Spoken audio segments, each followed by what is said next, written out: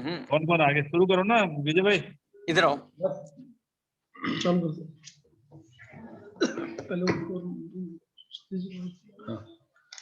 Good evening all.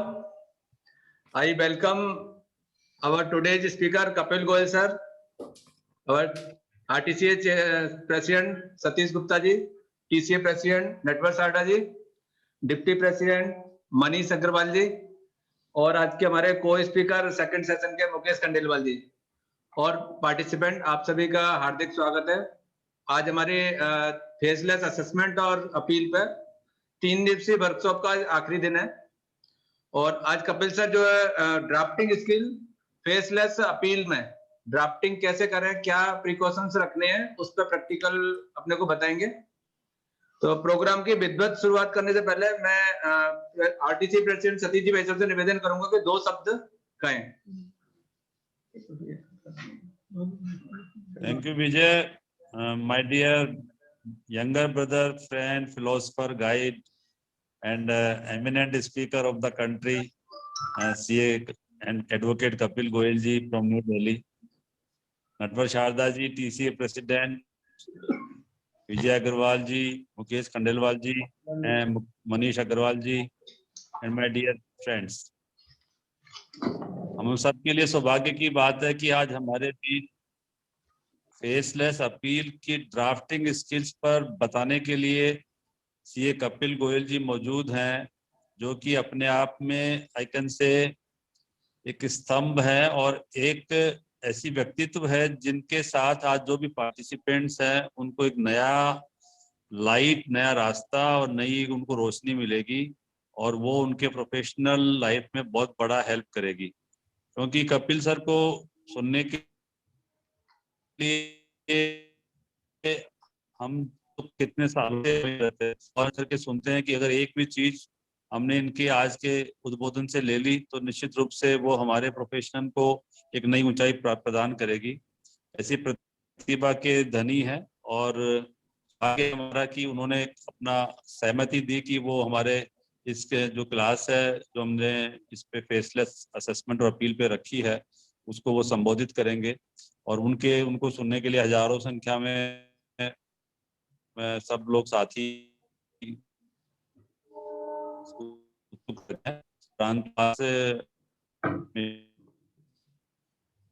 Sir कुछ हम आ पा रही हैं। और सतीश जी कुछ नेटवर्क इशू है। सतीश जी नेटवर्क इशू है को एड्रेस करने कोई बात नहीं। Vijay you continue. Thank you भाई साहब। Now I request Kapil Goyal sir to address our participants. Welcome sir. Thank you Vijay ji. Thank you Satish भाई। हेलो। यस भाई साहब। ओके सर, कंटिन्यू करो कपिल सर का। Am I there sir? My voice is clear Vijay भाई? Yes sir.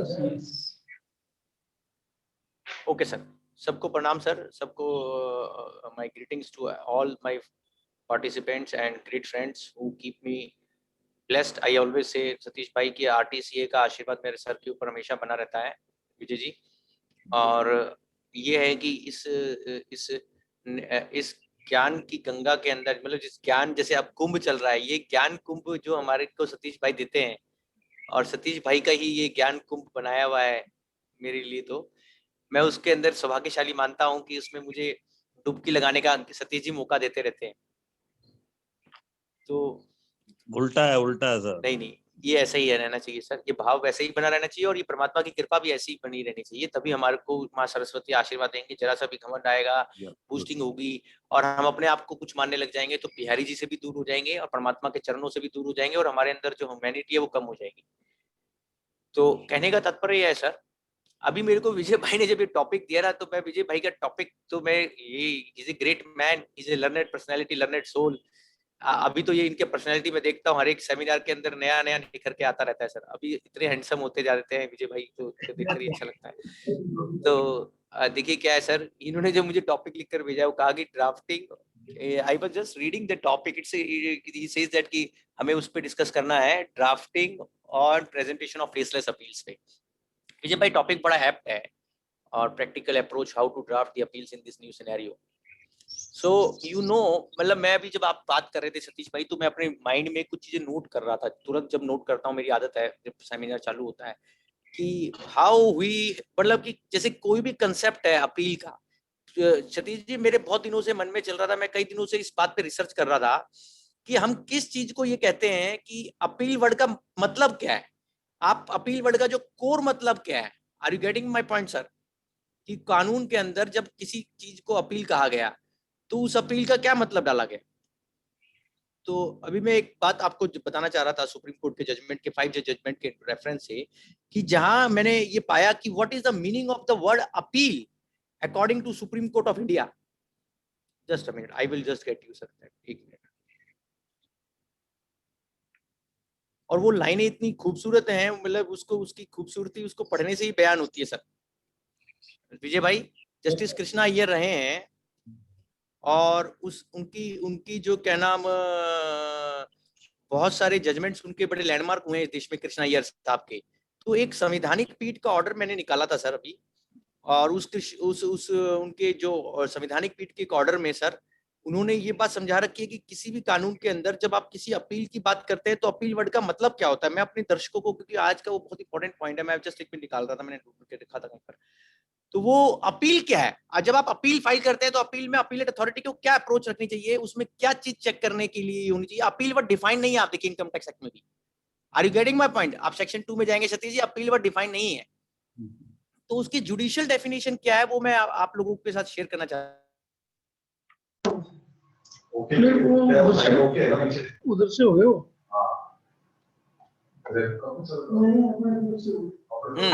Sir ये judgment का नाम है, आप देखिए, कॉन्स्टिट्यूशन बेंच का जजमेंट है, P N Ishwara Iyer versus registrar supreme court of India. Vijay Satish ji आप भी नोट करिए, जजमेंट वाकई में बड़ा इंपॉर्टेंट जजमेंट है। P N Ishwara Iyer versus registrar supreme court of India 1980 1980 AIR 808 1980 AIR 808। ये जजमेंट जो है, ये 5 जज बेंच का ऑर्डर है sir supreme court of India का। कृष्णा अय्यर साहब इसका जो मेजॉरिटी का जजमेंट है उसके ऑथर हैं। तो अब इस जजमेंट के अंदर आपको एक बात बड़ी इंटरेस्टिंग नजर आएगी कि अपील मतलब आप किसको कह रहे हैं, what is the meaning of the true meaning of the word appeal. तो वो ये कहते हैं इसके अंदर सर, इस जजमेंट को आप पढ़ेंगे तो उससे पढ़ने से ऐसा नजर आएगा आपको कि अपील का मतलब ये होता है सर कि जहां पर कोई एरर करी गई हो अंडरलाइंग अथॉरिटी ने और कोई इनजस्टिस किया गया हो, उसको ढूंढना हो, तो उसको बोला जाता है कि आप अपील बोलते हैं। जैसे ब्लैक लॉ डिक्शनरी में भी आप जाएंगे तो मैं उसका मीनिंग पढ़ रहा हूं Satish ji, Black law dictionary में भी मिल गया sir, sorry I got the judgment. ये जजमेंट का नाम सतीश भाई क्या है, लिखिए, Sitaram and others versus state of UP. Sitaram versus state of UP और AIR 1979 SC 745, AIR 1979 SC 745, Sitaram versus state of UP.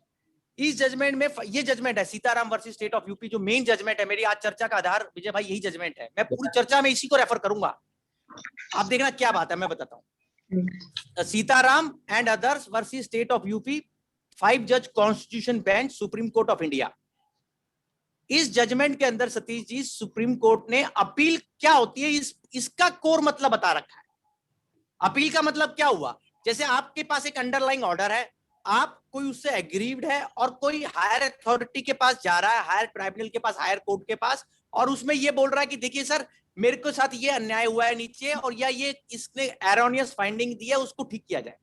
तो सरल शब्दों में बोला जाए विजय जी, तो अपील का मतलब क्या है, to correct the injustice and to correct the error. Please note these 2 points, injustice and error. अगर कोई इनजस्टिस हुआ है किसी के साथ सतीश जी, किसी ऑर्डर में, किसी प्लीडिंग में, और वो आगे जा रहा है अपील में, तो अपीलेट अथॉरिटी का धर्म है, नियम है, या उसका अप्रोच होना चाहिए कि इनजस्टिस को ठीक करना, और या उसका रोल होना चाहिए कि एरर को ठीक करना। मैं विजय जी, आवाज आ रही है मेरी? यस सर, आ रही है सर, आ रही है सर, आवाज आ रही है प्रॉपर सर, प्रॉपर। तो injustice and error, injustice and error, ये दोनों वर्ड आप नोट करिए। और Sitaram versus state of UP का 5 जज बेंच वाला ऑर्डर भी नोट करिए। अब क्या मतलब हुआ सतीश जी, मैंने एक ऑर्डर अभी बीच में एक और बोला था आपको। हेलो सर, मैं मैंने एक और ऑर्डर बोला था अभी विजय भाई, जो ईश्वरा वाला ऑर्डर बोला था सुप्रीम कोर्ट का, उसमें क्या बात लिखी हुई थी कि जब तक अपील क्या है, मान लीजिए जुडिशियल प्रोसीडिंग क्या है, वो ऑर्डर पीएन ईश्वरा वाला जो मैंने पहले लिखवाया था सतीश जी, उस ऑर्डर में सुप्रीम कोर्ट ने लिख रखा है जनरली बिना फेस टू फेस हियरिंग के न्याय नहीं हो सकता है। ये पीएन ईश्वरा वाला ऑर्डर में लिखा हुआ है। आपको सतीश जी याद दिलाता हूं, बड़ी इंटरेस्टिंग दिलचस्प चीज जो मुझे इसी जजमेंट से सुनने को मिली, मैंने किसी ऑथर में पढ़ा था, मैं उनको क्रेडिट दे रहा हूं, पीएन ईश्वरा वाला ऑर्डर। अब उस ऑर्डर में क्या था, स्टेट ऑफ यूपी वाला ऑर्डर सीताराम वाला अपील का मतलब है, अपील मीनिंग क्या है, और ये जो ऑर्डर है पीएन ईश्वरा वाला विजय जी, इसका मतलब क्या है, oral hearing, personal hearing, face to face interaction required है या नहीं। अब आप उसको नोट करिए। उसमें क्या था सतीश जी, सुप्रीम कोर्ट में क्या होता है कि जब एसएलपी अगर एक बार आपकी, जैसे कई लोगों का डिसमिस हो जाती है, या विजय भाई एसएलपी खारिज हो गया, आपने उसमें रिव्यू डाला, तो अभी क्या होता है सुप्रीम कोर्ट में प्रोसीजर विजय जी, रिव्यू में वो पहले कोर्ट में नहीं लगता है, पहले वो जजेस के पास सर्कुलेशन में जाता है, जैसे फेसलेस मैनर में समथिंग। ये प्रोसीजर सुप्रीम कोर्ट में आज भी है, आपको याद दिला रहा हूं। ये उसी बैकग्राउंड में पीएन ईश्वरा का ऑर्डर आया था, तब लोगों ने कहा कि भैया क्या रिव्यू पिटीशन में हियरिंग नहीं होगी, क्या वो कोर्ट में नहीं लगेगी, क्या वो सिर्फ जज सर्कुलेशन से अपने चैम्बर में डिसाइड कर देंगे। कोर्ट ने फिर भी उत्तर दिया, वहां पर भी नहीं, रिव्यू पिटीशन में हियरिंग फिर भी होती है। हाँ, पहले वो छानते हैं उसको अपने चैम्बर में, फिर उसके बाद वो कोर्ट में लाते हैं, ऐसा होता है जो मुझे अनुभव है। आप उससे कंपेयर करिए बात को, ये जजमेंट में कंटेक्स्ट में था पीएन ईश्वरा, तब भी उन्होंने कहा पीएन ईश्वरा में कि नहीं भैया, न्याय की परंपरा है कि जिस आदमी ने ऑर्डर करना है, जस्टिस देना है, उसके साथ और जिसके केस में जस्टिस देना है उनको आप तार तोड़ नहीं सकते, ये उस जजमेंट में लिखा हुआ। आप कहेंगे इससे तो फेसलेस कंसेप्ट खराब हो गया। Sir I am not on that, I am technically discussing this point कि जब हम ओरल हियरिंग के लिए प्रे करें और पर्सनल हियरिंग के लिए प्रे करें विजय जी, तो साफ अक्षरों में ये लिखें कि भैया एक ये सबके लिए हिदायत है कि हाँ हमें ओरल हियरिंग मिलना चाहिए, हमें 1-to-1 पर्सनल हियरिंग मिलना चाहिए, हमें कोई भी इसमें डिस्क्रिप्शन नहीं हो सकता कि आप मुझे हियरिंग नहीं देंगे। Are you getting my point? और आपका पहला पॉइंट ही जब आप सबमिशन बनाना चालू करेंगे तो आज का सबसे पहला पॉइंट लिख लीजिए कि हर एक सबमिशन में, हर एक आपने राइटअप में, मेरा हम्बल पॉइंट है कि आप उसमें एक रिक्वेस्ट डालेंगे पर्सनल हियरिंग का, सबसे पहला कि साहब before taking a final view in our matter, a oral personal hearing with the concerned officer, competent officer, appellate person is granted. ये लिख के डालिए। आप समझ रहे हैं मेरी बात? आपने डालना, ये स्टैंडर्ड फॉर्मेट में आएगा। और उसका बेस मैंने पीएन ईश्वरा वाला जो ऑर्डर आपको सुप्रीम कोर्ट का बताया, AIR 1980, तो उस ऑर्डर में उन्होंने बिल्कुल क्लियरली लिख रखा है ब्रदर कि आपको ओरल हियरिंग देना ही देना है, चॉइस नहीं है। अच्छा, एक और एंगल से देखिए Vijay ji, income tax act के अंदर जब हम अपील की बात करते हैं, मैं थोड़ा सा दूसरे तरीके से समझाता हूं बात। हमारे यहाँ कितने टाइप के कंसेप्ट्स हैं, मतलब हर एक लॉ में होते हैं। हमारे इनकम टैक्स एक्ट के अधिनियम में विजय भाई कितने ऐसे कंसेप्ट्स हैं जिनमें आप ये मानते हैं कि वो एक स्टैट्यूटरी असेसमेंट प्रक्रिया की बात करते हैं, या अपील की बात करते हैं, रिवीजन की बात करते हैं, रेक्टिफिकेशन। आप 4 पॉइंट नोट कर लीजिए भाई साहब। 4 प्रक्रिया है, असेसमेंट, अपील, रिवीजन और रेक्टिफिकेशन। मैं सही कह रहा हूं, गलत कह रहा हूं सर? राइट। अब आप देखिए, असेसमेंट का जो दायरा है, अपील का जो दायरा है, रेक्टिफिकेशन का जो दायरा है और जो रिवीजन का दायरा है, सब में अलग अलग चीजें हैं। आप सबका रायता नहीं बना सकते कॉन्फ्लुएंस। मतलब कहने का क्या हुआ, असेसमेंट क्या है? Assessment is the adjudication of tax liability of the assess. Let us go with the first concept. Assessment क्या है? असेसमेंट मतलब करदाता का कर निर्धारण, जिससे उसको जिस आय पे कर देना है उसका आकलन करना। Yes, M I right sir? और वो कैसे करना? अनुच्छेद, ये नोट कर लीजिए, दूसरा पॉइंट है आज का, पंच पॉइंट है मेरे, मैं चाहूंगा आपके हर एक सबमिशन में आई। आर्टिकल 265 मेरा फेवरेट पॉइंट, भारतीय संविधान का अनुच्छेद 265, no tax can be collected except by authority of law. हमारे बहुत सारे ऑफिसर्स इसको नहीं ध्यान रखते, उनको पता है सबको, सॉरी मैं ऐसे मानता हूं। क्यों नहीं रखते? आपके बगल में जो बैठे भाई साहब का नाम बोल रहा हूं, नाम क्या है? मुकेश खंडेलवाल। खंडेलवाल साहब, राम राम। तो मुकेश भाई देखिए क्या है, 265 आर्टिकल में क्यों बोल रहा हूं ऐसा? असेसमेंट की बात कर रहे थे। असेसमेंट का पर्पस होता है राइट इनकम निकालना और राइट टैक्सेबिलिटी निकालना, करेक्ट इनकम और करेक्ट टैक्सेबिलिटी, ऐसा बोलते हैं। अभी आप देखिए, बहुत सारी जगह पर असेसिंग ऑफिसर असेसी को जो चीजें नहीं पता होती, उसकी इग्नोरेंस का फायदा उठाकर उस पर टैक्स लगा देता है। यस। और फिर हम आगे अपीलेट अथॉरिटी को जाकर बोलते हैं, सर देखिए ये जो हमने रिटर्न इनकम में ऑफर किया था या जो असेसिंग ऑफिसर ने असेसमेंट में किया है, ये कानून के विपरीत है और ये हमें टैक्स नहीं देना चाहिए था, चाहे भले ही हमने रिवाइज रिटर्न भी फाइल नहीं किया। आप इसको करेक्ट करिए। अब 99% विजय भाई अथॉरिटीज के माइंड में वो गॉयडजे का ऑर्डर गूंजता रहता है, गॉयडजे गूंज रहा है। वो गॉयडजे क्या है? 284 ITR, उसमें यह कि नहीं साहब आप बिना रिवाइज रिटर्न डाले हुए नया क्लेम नहीं कर सकते। मैं गॉयडजे पे नहीं हूं, मैं 284 ITR पे नहीं हूं, मैं आर्टिकल 265 ऑफ इंडियन कॉन्स्टिट्यूशन पे हूं। उसकी मर्यादा क्या है? No tax can be collected except by the authority of the law. ये आप ओरल हियरिंग मांग रहे हैं, साथ में आर्टिकल 265 भी लिखेंगे अपील में। क्यों लिखेंगे? आप कहेंगे पता होगा भाई साहब, मैं मानता हूं पता होगा, सबको सब कुछ पता होता है, हमें तो ये पता है, सबको सब कुछ पता है विजय जी, आपको भी सब कुछ पता है। मतलब point is not this, point is this कि जिस आदमी के सामने एड्रेस कर रहे हैं, कल को वो अनदेखा अनजाना है, उसको ये तो बता दें भाई देख हमारा जो आपने अपील डिसाइड करना है उसमें आर्टिकल 265 की मर्यादा। अच्छा आप कहेंगे आर्टिकल 265 तो असेसमेंट में लगेगा ज्यादा से ज्यादा, अपील में भी लगेगा सर, पूरा रिवीजन में भी लगेगा, हर एक जगह लगेगा। जहां पर भी कोई भी टैक्स की बात कर रहे हैं विजय जी, ये ओमनीपोटेंट है, परवेसिव है, इसके बिना किसी भी टैक्स की कल्पना नहीं की जा सकती, ऐसा मेरा हम्बल सबमिशन है। अनुच्छेद 265 भारतीय संविधान। और देखिए मैं अगर इसकी बात करने लगूं, मेरे पास इतने इलस्ट्रेशन है बताने के लिए विजय भाई, कि जैसे एक इलस्ट्रेशन नंबर 1, किसी ने रिटर्न में टैक्स भर दिया और जैसे long term capital gain later से उसका टैक्स होना चाहिए था 20%, उसने 30 दे दिया खंडेलवाल साहब, और उसको उसने रिटर्न भी रिवाइज नहीं किया, असेसमेंट में भी उसको जागृति नहीं आई। जागृति कब आई? जब अपील में आया तो उसका असेसमेंट हो गया कि यार तो मैंने करना ही नहीं चाहिए था। आपने अपील उस चीज के लिए फाइल करी कि रिटर्न इनकम आपकी कम हो जावे या रिटर्न टैक्स आपको वापस हो जावे, आप कर सकते हैं। अपीलेट अथॉरिटी के पास ये पावर है रिटर्न इनकम से कम इनकम डिटरमाइन करना। Please note it. आप बोलेंगे कहां से निकल के आ रहा है गोयल साहब? एक्ट में सेक्शन 250 पढ़िए, उसके अंदर जहां CIT appeal sir order pass करता है खंडेलवाल साहब, उसमें लिखा हुआ है एनल, 4 वर्ड है, मैं आपको पढ़ के बताऊं। सेक्शन 250 निकाल लीजिए साथ साथ में, उसमें क्या लिखा हुआ है सर? मतलब अपीलेट अथॉरिटी किस तरीके के ऑर्डर्स पास कर सकता है, इसकी कल्पना उन्होंने सेक्शन 250 251 में करी है सर। क्या कहता है 251 section sir? Powers of CIT appeal in disposing of the appeal. Appeal का मतलब मैंने समझा दिया विजय जी, अपील क्या होती है? अपील का मतलब इनजस्टिस को रिमूव करना और अपील का मतलब एरर को रिमूव करना। In disposing of an appeal the commissioner appeal shall have the following powers. Number 1, confirm the order, reduce the order, enhance the assessment, or annul the assessment. Even he can reduce to any extent. That is my case. Annul also. आप देख रहे हैं annul भी लिखा हुआ है, annul word भी लिखा हुआ है सर, ANNUL, और reduce वर्ड भी लिखा है। 4 वर्ड है, enhance, confirm, reduce, annul। Vijay ji clear है चारों वर्ड्स? ये चारों वर्ड क्लियर है सर? annul, enhance, कंफर्म और रिड्यूस। अब मेरा कहने का मतलब ये था सर, मैं कहां से कहां लिंक कर रहा हूं? अपील का मतलब समझा, अपील कहां आ रही थी? हम साथ में ये बात पे है कि गोयल साहब और क्या कंसेप्ट्स हैं? कंटेम्पोरेनियस असेसमेंट के बाद अपील आ रही है, रिवीजन अलग है, रेक्टिफिकेशन अलग है, ये भी आपने नोट कर लिया। अब उसके मैं ये कह रहा था कि जब अपीलेट अथॉरिटी की पावर की बात करते हैं तो 4 पावर है, confirm, reduce, enhance, anal. Anal सब में सब कुछ आ गया विजय जी, सब कुछ।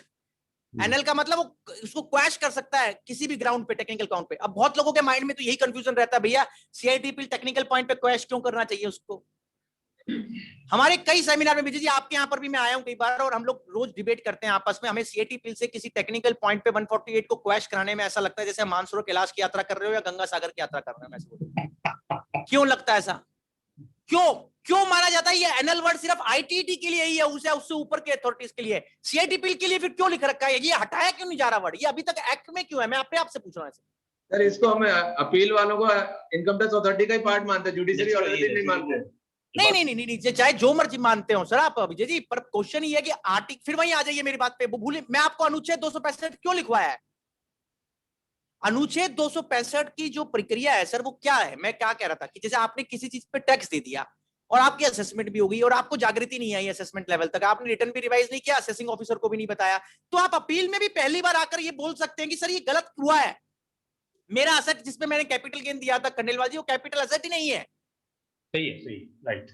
जो जिसको मैंने रिसीट को टैक्सेबल मान लिया था वो capital receipt non chargeable to tax है। आप लोगों से मैं पूछ रहा हूं क्या ये करने का अधिकार नहीं है ग्राउंड लेने का मेरे को सीआईटी अपील के सामने? पहली बार कि कोई चीज कैपिटल रिसीट नहीं है, ओ सॉरी कैपिटल रिसीट है, नॉन टैक्सेबल है, और कोई कैपिटल एसेट नहीं है, एक्सेट्रा एक्सेट्रा, या रिटर्न इनकम से कम पे चली जाए इनकम। ये कहां लिखा हुआ है आपको? जो मैंने पढ़ा, मैं बहुत इंपॉर्टेंट पॉइंट रेज कर रहा हूं विजय जी, कि ये कहां लिखा हुआ है सेक्शन 251 में कि एनल और रेड्यूस जब लिखे हुए कि वो सीआईटी अपील वो ऑर्डर पास करेगा जो रिटर्न इनकम से ऊपर ही रहेगा, ऐसा लिखा हुआ कहीं? चलो मैं एक उदाहरण देता हूं आपको।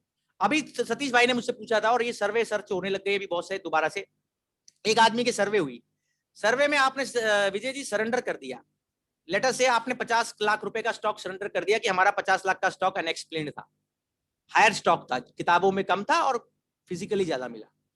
अब आपने उसको रिटर्न में भी ऑफर कर दिया 50 लाख के स्टॉक को एज इट इज इनकम, आपकी असेसमेंट भी होगी और पॉइंट्स पे एडिशन हो गए, 50 लाख का एज इट इज उसने मान लिया। आप सीआईटी अपील पे जब आए तो आपने उसको कहा कि सर देखिए जो 50 लाख का जो हमने स्टॉक में सरेंडर किया था उसमें बहुत सारी फैक्चुअल एरर्स हैं, उसकी कैलकुलेशन मिस्टेक्स भी हैं। तो क्या सीआईटी अपील ये कह सकता है कि नहीं भैया आपने तो खुद ही रिटर्न में इस अमाउंट को भर दिया था और रिटर्न भी रिवाइज नहीं करी, तो आप रिटर्न इनकम से कम पे कैसे जा सकते हैं? कह सकता है वो? नहीं, पावर्स है उसके पास, रिड्यूस करने की पावर बिल्कुल है, पावर्स नहीं ना उसके तो पास। सर यही बात मैं एम्फेसाइज कर रहा हूं। तो इसीलिए खंडेलवाल जी ये बात हमें उसको एम्फेसाइज करनी चाहिए कि आर्टिकल 265 ही उसमें सबसे इंपॉर्टेंट है। मैंने देखा इतने जजमेंट आ रहे हैं खंडेलवाल जी आर्टिकल 265 पे। अभी मैं कल परसों एक ऑर्डर पढ़ रहा था, हमारे ट्राइब्यूनल के बड़े सीनियर मेंबर है बेंगलोर में सर, मिस्टर क्या नाम अपना, भास्करन साहब और वासुदेवन साहब वाइस प्रेसिडेंट है, तो उनकी बेंच का एक बड़ा इंटरेस्टिंग ऑर्डर मैं आपके साथ शेयर कर रहा हूँ। तो वहाँ फैक्ट्स ये थे कि सर एक joint development agreement, sir SSC ने, खंडेलवाल जी ज्वाइंट डेवलपमेंट एग्रीमेंट एंटर किया, बड़ा इंटरेस्टिंग केस है, फरवरी का ही ऑर्डर बता रहा हूँ, उससे पॉइंट क्लियर हो जाएगा। और उसमें क्या हुआ सर, उसमें फरवरी उस ज्वाइंट डेवलपमेंट एग्रीमेंट में उसने एसएससी ने गलती से एक ईयर को टैक्सेबल ईयर मान लिया, वो ईयर टैक्सेबल ईयर नहीं था as per section 2 clause 47 transfer year की परिभाषा के हिसाब से। तो सर ट्राइब्यूनल में आकर उसने कोर्ट को कहा कि सर देखिए ये ट्रांसफर ईयर नहीं है, ईयर तो पहले का था, ये टैक्स गलत ईयर में लग गया। डिपार्टमेंट ने कहा सर इन्होंने तो खुद रिटर्न में मान लिया था, इसको कैपिटल के इस तरीके से दिखा रहे थे कि ये ईयर ट्रांसफर ईयर है, तो उन्होंने कहा ये क्या मतलब हुआ? तो अनुच्छेद 265 को आप दो तरीके से पढ़ सकते हैं सर, तीन तरीके से। No tax can be collected except by authority of law का मतलब है एस्टॉपल नहीं हो सकता, ये अपीलेट अथॉरिटी को हमें बोलना पड़ेगा। एस्टॉपल मतलब कि एक्ट के खिलाफ जाकर अगर मैंने कोई भी बयान दिया है, कंडक्ट किया है, वो एक्ट बड़ा है, मेरा कंडक्ट बड़ा नहीं है। Am I there sir? Act has supreme value, my conduct has not. तो सो और इसलिए कोर्ट्स कहती हैं Khandelwal ji, there is no estoppel against the law. Estoppel against the law का मतलब कि कानून के खिलाफ अगर आपने कोई बयान दिया है, स्टेटमेंट दी है, रिटर्न फाइल किया है, कानून बड़ा है, आप जो कंसेशन है वो बड़ा नहीं है। Am I with you?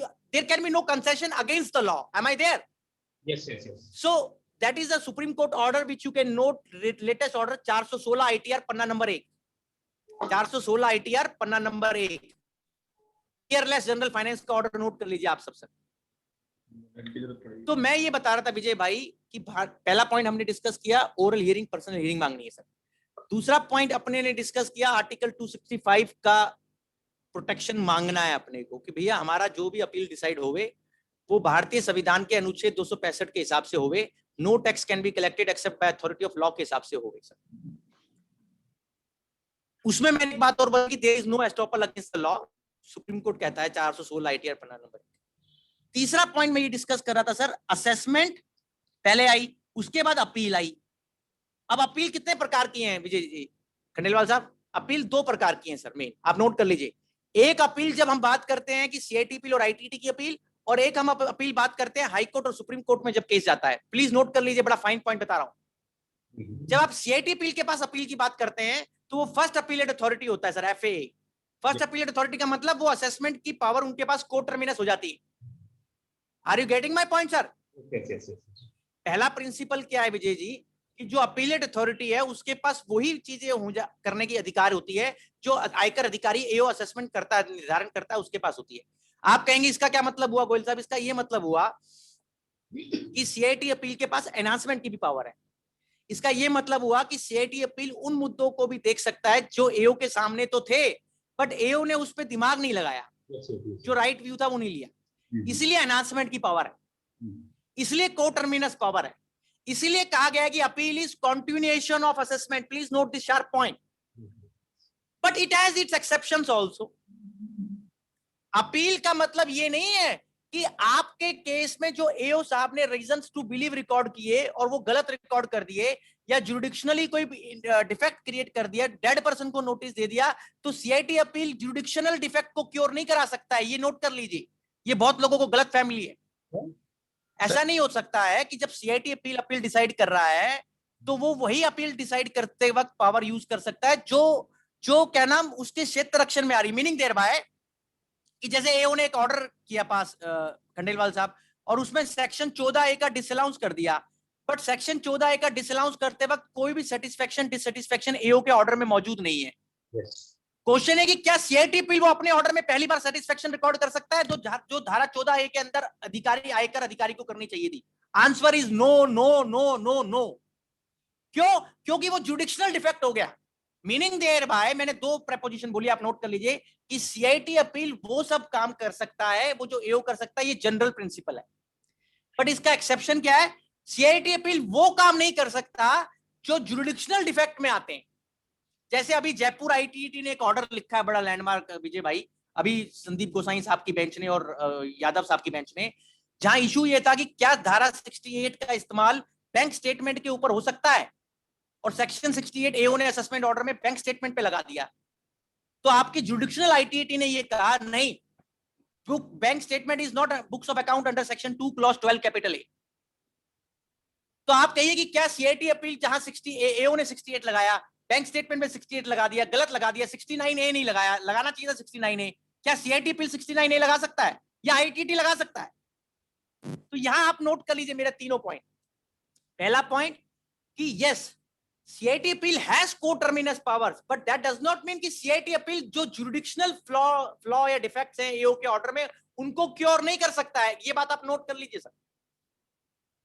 और ये बहुत लोगों को गलत फैमिली है डिपार्टमेंट को कि साहब सीआईटी अपील के पास उतनी सब पावर्स भी हैं कि as if he can cure the judicial defects. Am I there with you sir? Yes, yes, yes. You're getting. तो सर ये पॉइंट तीसरा हुआ सर।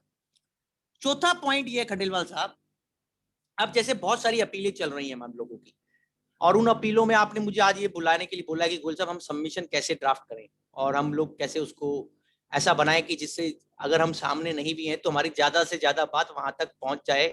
मैंने बोला अभी खंडेलवाल जी बोलते बोलते कि देखिए हर एक प्लीडिंग के दो नियम होते हैं, मतलब 2 या 3 भाग होते हैं। एक भाग तो होता है जब आप रिटर्न में कुछ चीज फाइल करते हैं, एक भाग होता है जैसे हम ओरली बात करने में आपको समझा रहा हूं अपनी बात, दूसरा पॉइंट।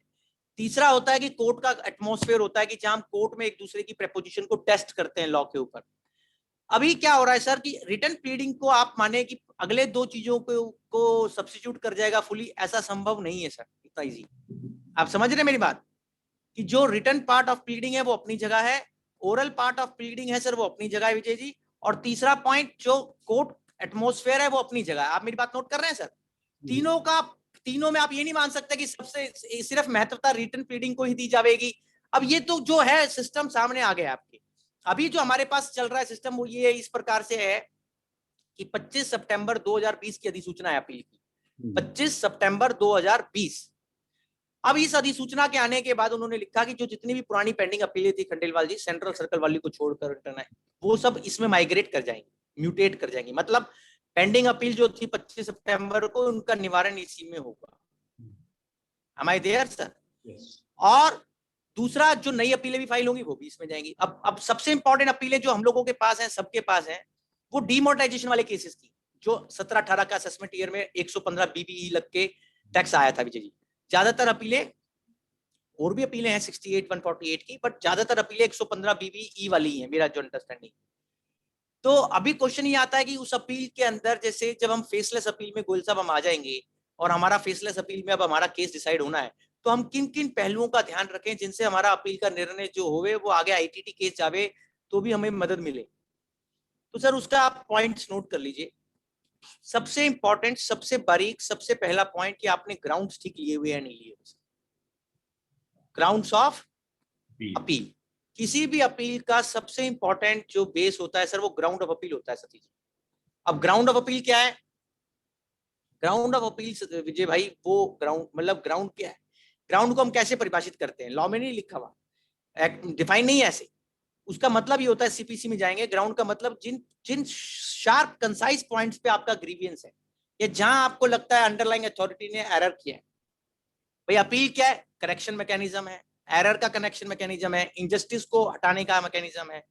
तो क्या कर रहे हैं, ग्राउंड भी वैसे ही बनने चाहिए जिससे इनजस्टिस हटे और एरर ठीक होवे। वो कैसे होवेगा? आप ग्राउंड ऐसे लेंगे सरल भाषा में, सिंपल मैनर में, कि भैया कि जो एओ ने ऑर्डर पास किया है, डिमांड निकाली है और इनकम कंप्यूट की है, वो गलत करी है, एडिशन जो किए सारे गलत है। एक तो जनरल ग्राउंड होता है, एक स्पेसिफिक ग्राउंड होता है कि जहां आप पर्टिकुलर एक एडिशन को चैलेंज कर रहे हो, उसकी पर्टिकुलर एस्पेक्ट को चैलेंज कर रहे हो। दोनों टाइप के ग्राउंड की खंडेलवाल साहब महत्वता है, जनरल ग्राउंड की भी और स्पेसिफिक ग्राउंड। तो अपने को दोनों ग्राउंड लेने होते हैं और ग्राउंड रिवाइज भी हो सकते हैं मेरी अंडरस्टैंडिंग में। सीआईटीपी के सामने भी करते हैं हम लोग, आईटीटी में भी करते हैं। हालांकि फेसलेस अपील में उन्होंने अलग से नहीं लिखा कैसे होंगे, but it is an inherent part, you can always file to the. अच्छा, अब इसमें फाइलिंग का जो सिस्टम है वो तो सब कंप्यूटर के जरिए ही आप लोग फाइल कर रहे हैं, जो उसके अकाउंट में जाकर फाइल करते हैं, जो चढ़ानी होती है, अपलोड करनी पड़ती है सिस्टम में आपको सारी सबमिशंस वगैरह। तो मैं दो सर, हाँ जी विजय जी बताइए। एडिशनल ग्राउंड कैसे देंगे इसमें? जैसे हम नॉर्मल फिजिकल अपील में एडिशनल ग्राउंड देते थे बाद में, तो फेसलेस में क्या आप अपॉर्चुनिटी? सर मैं बताता हूँ एक सेकंड, सॉरी सर, मैं ये कह रहा था इसमें अभी क्या होगा विजय भाई, मैं पहले एक बार जरा जब अभी एक केस स्टडी लेंगे और उससे आपको सारा समझा दूंगा जो आप पूछ रहे हो। मैं आपको पहले जरा रिकैपिचुलेट कर दूं जो मैंने अभी तक समझाया आपके साथ।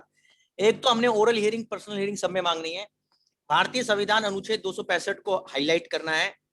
तीसरा पॉइंट, असेसमेंट के और अपील का जो बारीक अंतर है वो दिमाग में रखना है। और ग्राउंड ऑफ अपील को बहुत ध्यान से समझना है कि जो हमने फाइल किए थे वो दुरुस्त रूप से है या नहीं। अभी इन सब चीजों के बाद खटेलवाल साहब, मैं एक बात और भी बोल रहा था कि अपील में क्या मतलब होता है। जैसे सीआईटी अपील के पास अपील जब जाती है, आईटीटी के पास जाती है, तो वो सब कुछ चेक कर सकते हैं, फैक्ट्स की एरर भी, लॉ की एरर भी। पर जब हाई कोर्ट में 260A में अपील जाती है तो वो सिर्फ सब्सटेंशियल क्वेश्चन ऑफ लॉ पे जाती है। आप बात नोट कर रहे हैं, फर्क है विजय भाई। तो ये तभी आप प्लीडिंग अच्छी बना पाएंगे जब आप कंसेप्ट आपको पता होंगे। और इसीलिए सीआईटी अपील के पास मैंने बहुत बोल्डली कहा कि अगर आपने गलती से रिटर्न में कोई चीज टैक्स के लिए ऑफर कर दी है तो वो भी कम कर सकता है, वो कोई पाबंदी नहीं है उसके लिए, एनएल भी कर सकता है। और आपको ये भी पता होना चाहिए कि सीआईटी अपील क्या क्या कर सकता है, एनएल, कंफर्म, एनहांस, रिड्यूस, चारों चीजें कर सकता है। सेट असाइड नहीं कर सकता। 2001 के बाद सीआईटी अपील के पास सेट असाइड की पावर नहीं है विजय, रिमांड बैक की पावर नहीं है, वो आईटीटी के पास है। Are you getting my point sir? तो सो नाउ अभी क्या हुआ, अभी मैं आपकी बात को लेता हूं सर। जैसे मान लीजिए एक असेसी है, उसके केस में एडिशन हो गया, लेट अस से सेक्शन 68 लगा दिया सेल के ऊपर जो नोटबंदी के दौरान हुई, और उस पे 115 बीबी लगा दिया सर। और उसमें आप अपील में गए, फॉर्म 35, जैसे अपील में जाते हैं तो क्या फाइल करते हैं, रूल 45 होता है, आप नोट कर सकते हैं, इनकम टैक्स का रूल 45 और फॉर्म 35 होता है सर। वो इलेक्ट्रॉनिक फाइलिंग होती है सर, आप लोग करते हैं, उसमें जाकर कंप्यूटर पे जाकर होती है। उसके अंदर एक बहुत लंबा चौड़ा वो फॉर्म जो अभी है, उसके अंदर कॉन्डोनेशन वाला भी पॉइंट होता है, ग्राउंड्स ऑफ अपील वाला भी पॉइंट होता है, एडिशनल एविडेंस वाला भी पॉइंट होता है। मैं हाईलाइट कर रहा हूँ तीनों। ग्राउंड्स ऑफ अपील भी होता है, कॉन्डोनेशन भी होता है, एडिशनल एविडेंस भी होता है।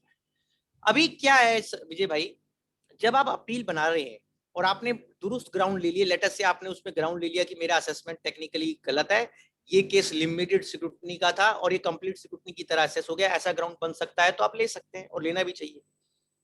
दूसरा पॉइंट आपने लिया कि सेक्शन 68 में जो डिपार्टमेंट ने एडवर्स इन्फ्लुएंस ड्रॉ करी, खंडेलवाल साहब, वो गलत ड्रॉ करी।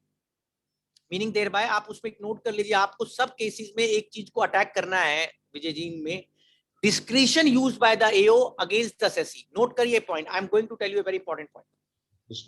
Appeal is a inherent judicial review. Appeal क्या है? अपील जुडिशियल रिव्यू है। जुडिशियल रिव्यू क्या है? एओ के ऑर्डर का जुडिशियल रिव्यू है बाय हायर अथॉरिटी।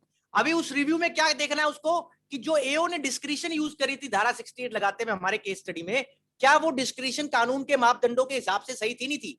अच्छा, आप तभी तो बोल पाएंगे जब, और आपका ग्राउंड भी होना चाहिए इस तरीके का कि सेक्शन 68 में जो वर्ड में लिखा हुआ है और जो वर्ड ओपिनियन लिखा हुआ है, दो वर्ड है, आप नोट कर लीजिए। सारे सेक्शन 68 टू 69D में वर्ड आपको मिलेंगे में मतलब डिस्क्रिशन और ओपिनियन।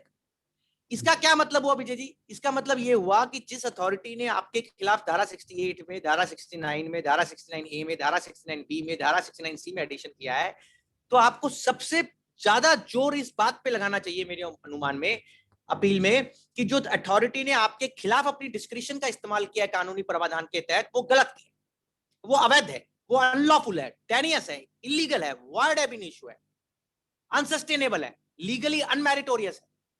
वो कैसे कहेंगे आप?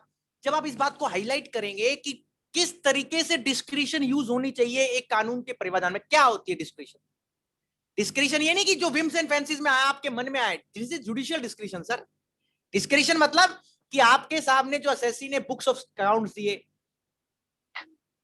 स्टॉक रजिस्टर दिया, सेल परचेज के दस्तावेज दिए, और जो आपको आईटीआर ऑडिटेड अकाउंट्स दिए, उन सबको मद्देनजर रखते हुए आपको ये बात ध्यान रखनी है हॉलिस्टिक व्यू में कि क्या वो जो पैसा बैंक में जमा कराया है, जिसको असेसी ने खातों में रिकॉर्ड किया हुआ है, क्या उसको अनएक्सप्लेन इनकम का रूप दिया जा सकता है धारा 68 में, रेड विद 115 बीबी।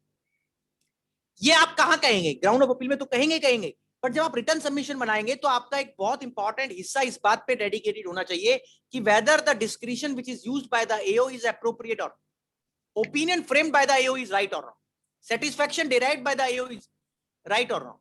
अब मैं आपको 3 ग्राउंड लिखवा रहा हूं विजय भाई, जो मेरे गूढ़ अध्ययन के अंदर मेरे को बहुत मेहनत लगी सर इनको समझने में, बट मेरे को ये समझ में आया कि इन 3 शब्दों को अगर अपने ने समझ लिया ना, तो हमारे को हर एक ऑर्डर को not only income tax act, ये बड़ा फाइन प्रिंसिपल है। तो आप कब किसी अथॉरिटी के एडमिनिस्ट्रेटिव एक्शन को या क्वासी जुडिशियल एक्शन को चैलेंज कर सकते हैं? 3 पैरामीटर विजय भाई नोट कर लीजिए। इरैशनैलिटी, इरैशनल, जहां कोई डिसीजन इरैशनल होगा वो गलत हो जाएगा, आप नोट कर लीजिए, वर्ड है इरैशनैलिटी। दूसरा है इलीगैलिटी, और तीसरा है प्रोसीजरल इम्प्रोप्राइटी। इन तीनों चीजों के ऊपर आप कोर्ट से दरखास्त कर सकते हैं अपीलेट अथॉरिटी से कि वो इंटरफेयर करे। Number 1 irrationality, number 2 illegality, number 3 procedural irregularity. Irregularity अलग है, इलीगैलिटी अलग है, इरैशनैलिटी अलग। इसको अलग तरीके से भी बोला जा सकता है कि क्या वो जो व्यू अथॉरिटी ने लिया है, मैं दूसरे मापदंड से बता रहा हूं, क्या वो आर्बिट्रेरी है या वो रीजनेबल व्यू है? ये भी नोट कर लीजिए वर्ड। आप अगर ये कहते हैं कि किसी अथॉरिटी ने जो व्यू लिया है वो आर्बिट्रेरी है या वो उस फैक्ट्स में रीजनेबल व्यू नहीं है, तो वो व्यू गलत हो जाएगा कानून में। आप मेरी बात नोट कर रहे हैं? मैंने 3 बातें बताई, इरैशनैलिटी को अटैक करिए, इलीगैलिटी को अटैक करिए, और प्रोसीजरल इम्प्रोप्राइटी को अटैक करिए। फिर मैंने बताया सर उसकी आर्बिट्रेरीनेस को हाईलाइट करिए कि आर्बिट्रेरीनेस कहां पर है, और रीजनेबल व्यू नहीं लिया है उसने। और मैं एक और तरीके से बोलता हूं अपनी बात को विजय भाई, मेरा ये फेवरेट पॉइंट है, मैंने कई बार जयपुर पहले भी बोला है, non application of mind. Non application of mind बहुत इंपॉर्टेंट मुद्दा है। क्या होता है नॉन एप्लीकेशन ऑफ माइंड? ये कहीं पर भी लिखने की जरूरत नहीं है। ये मतलब कोई भी अथॉरिटी एक्शन ले रहा है खंडेलवाल जी, तो अगर उसके एक्शन को वैलिड, स्टैट्यूटरी वैलिड होना है और कॉन्स्टिट्यूशनली वैलिड होना है, तो वो इरेशनल नहीं होना चाहिए, इलीगल नहीं होना चाहिए, प्रोसीजरली इम्प्रॉपर नहीं होना चाहिए, आर्बिट्ररी नहीं होना चाहिए, इररीजनेबल नहीं होना चाहिए, और नॉन एप्लीकेशन ऑफ माइंड से विशिएटेड नहीं होना चाहिए। अगर आप इन 6 बातों को समझ गए तो मेरा आधा चीज समझ में आ गया आपको। और आप ये कैसे कहेंगे? आप कहेंगे बताइए, मैं बताता हूं।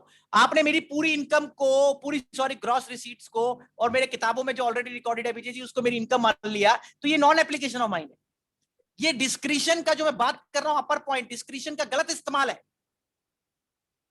डिस्क्रिशन कैसे एक्सरसाइज होनी चाहिए, ये आपको अपनी रिटर्न सबमिशन में बखूबी आपको लिखना है। आप नोट कर लीजिए पॉइंट।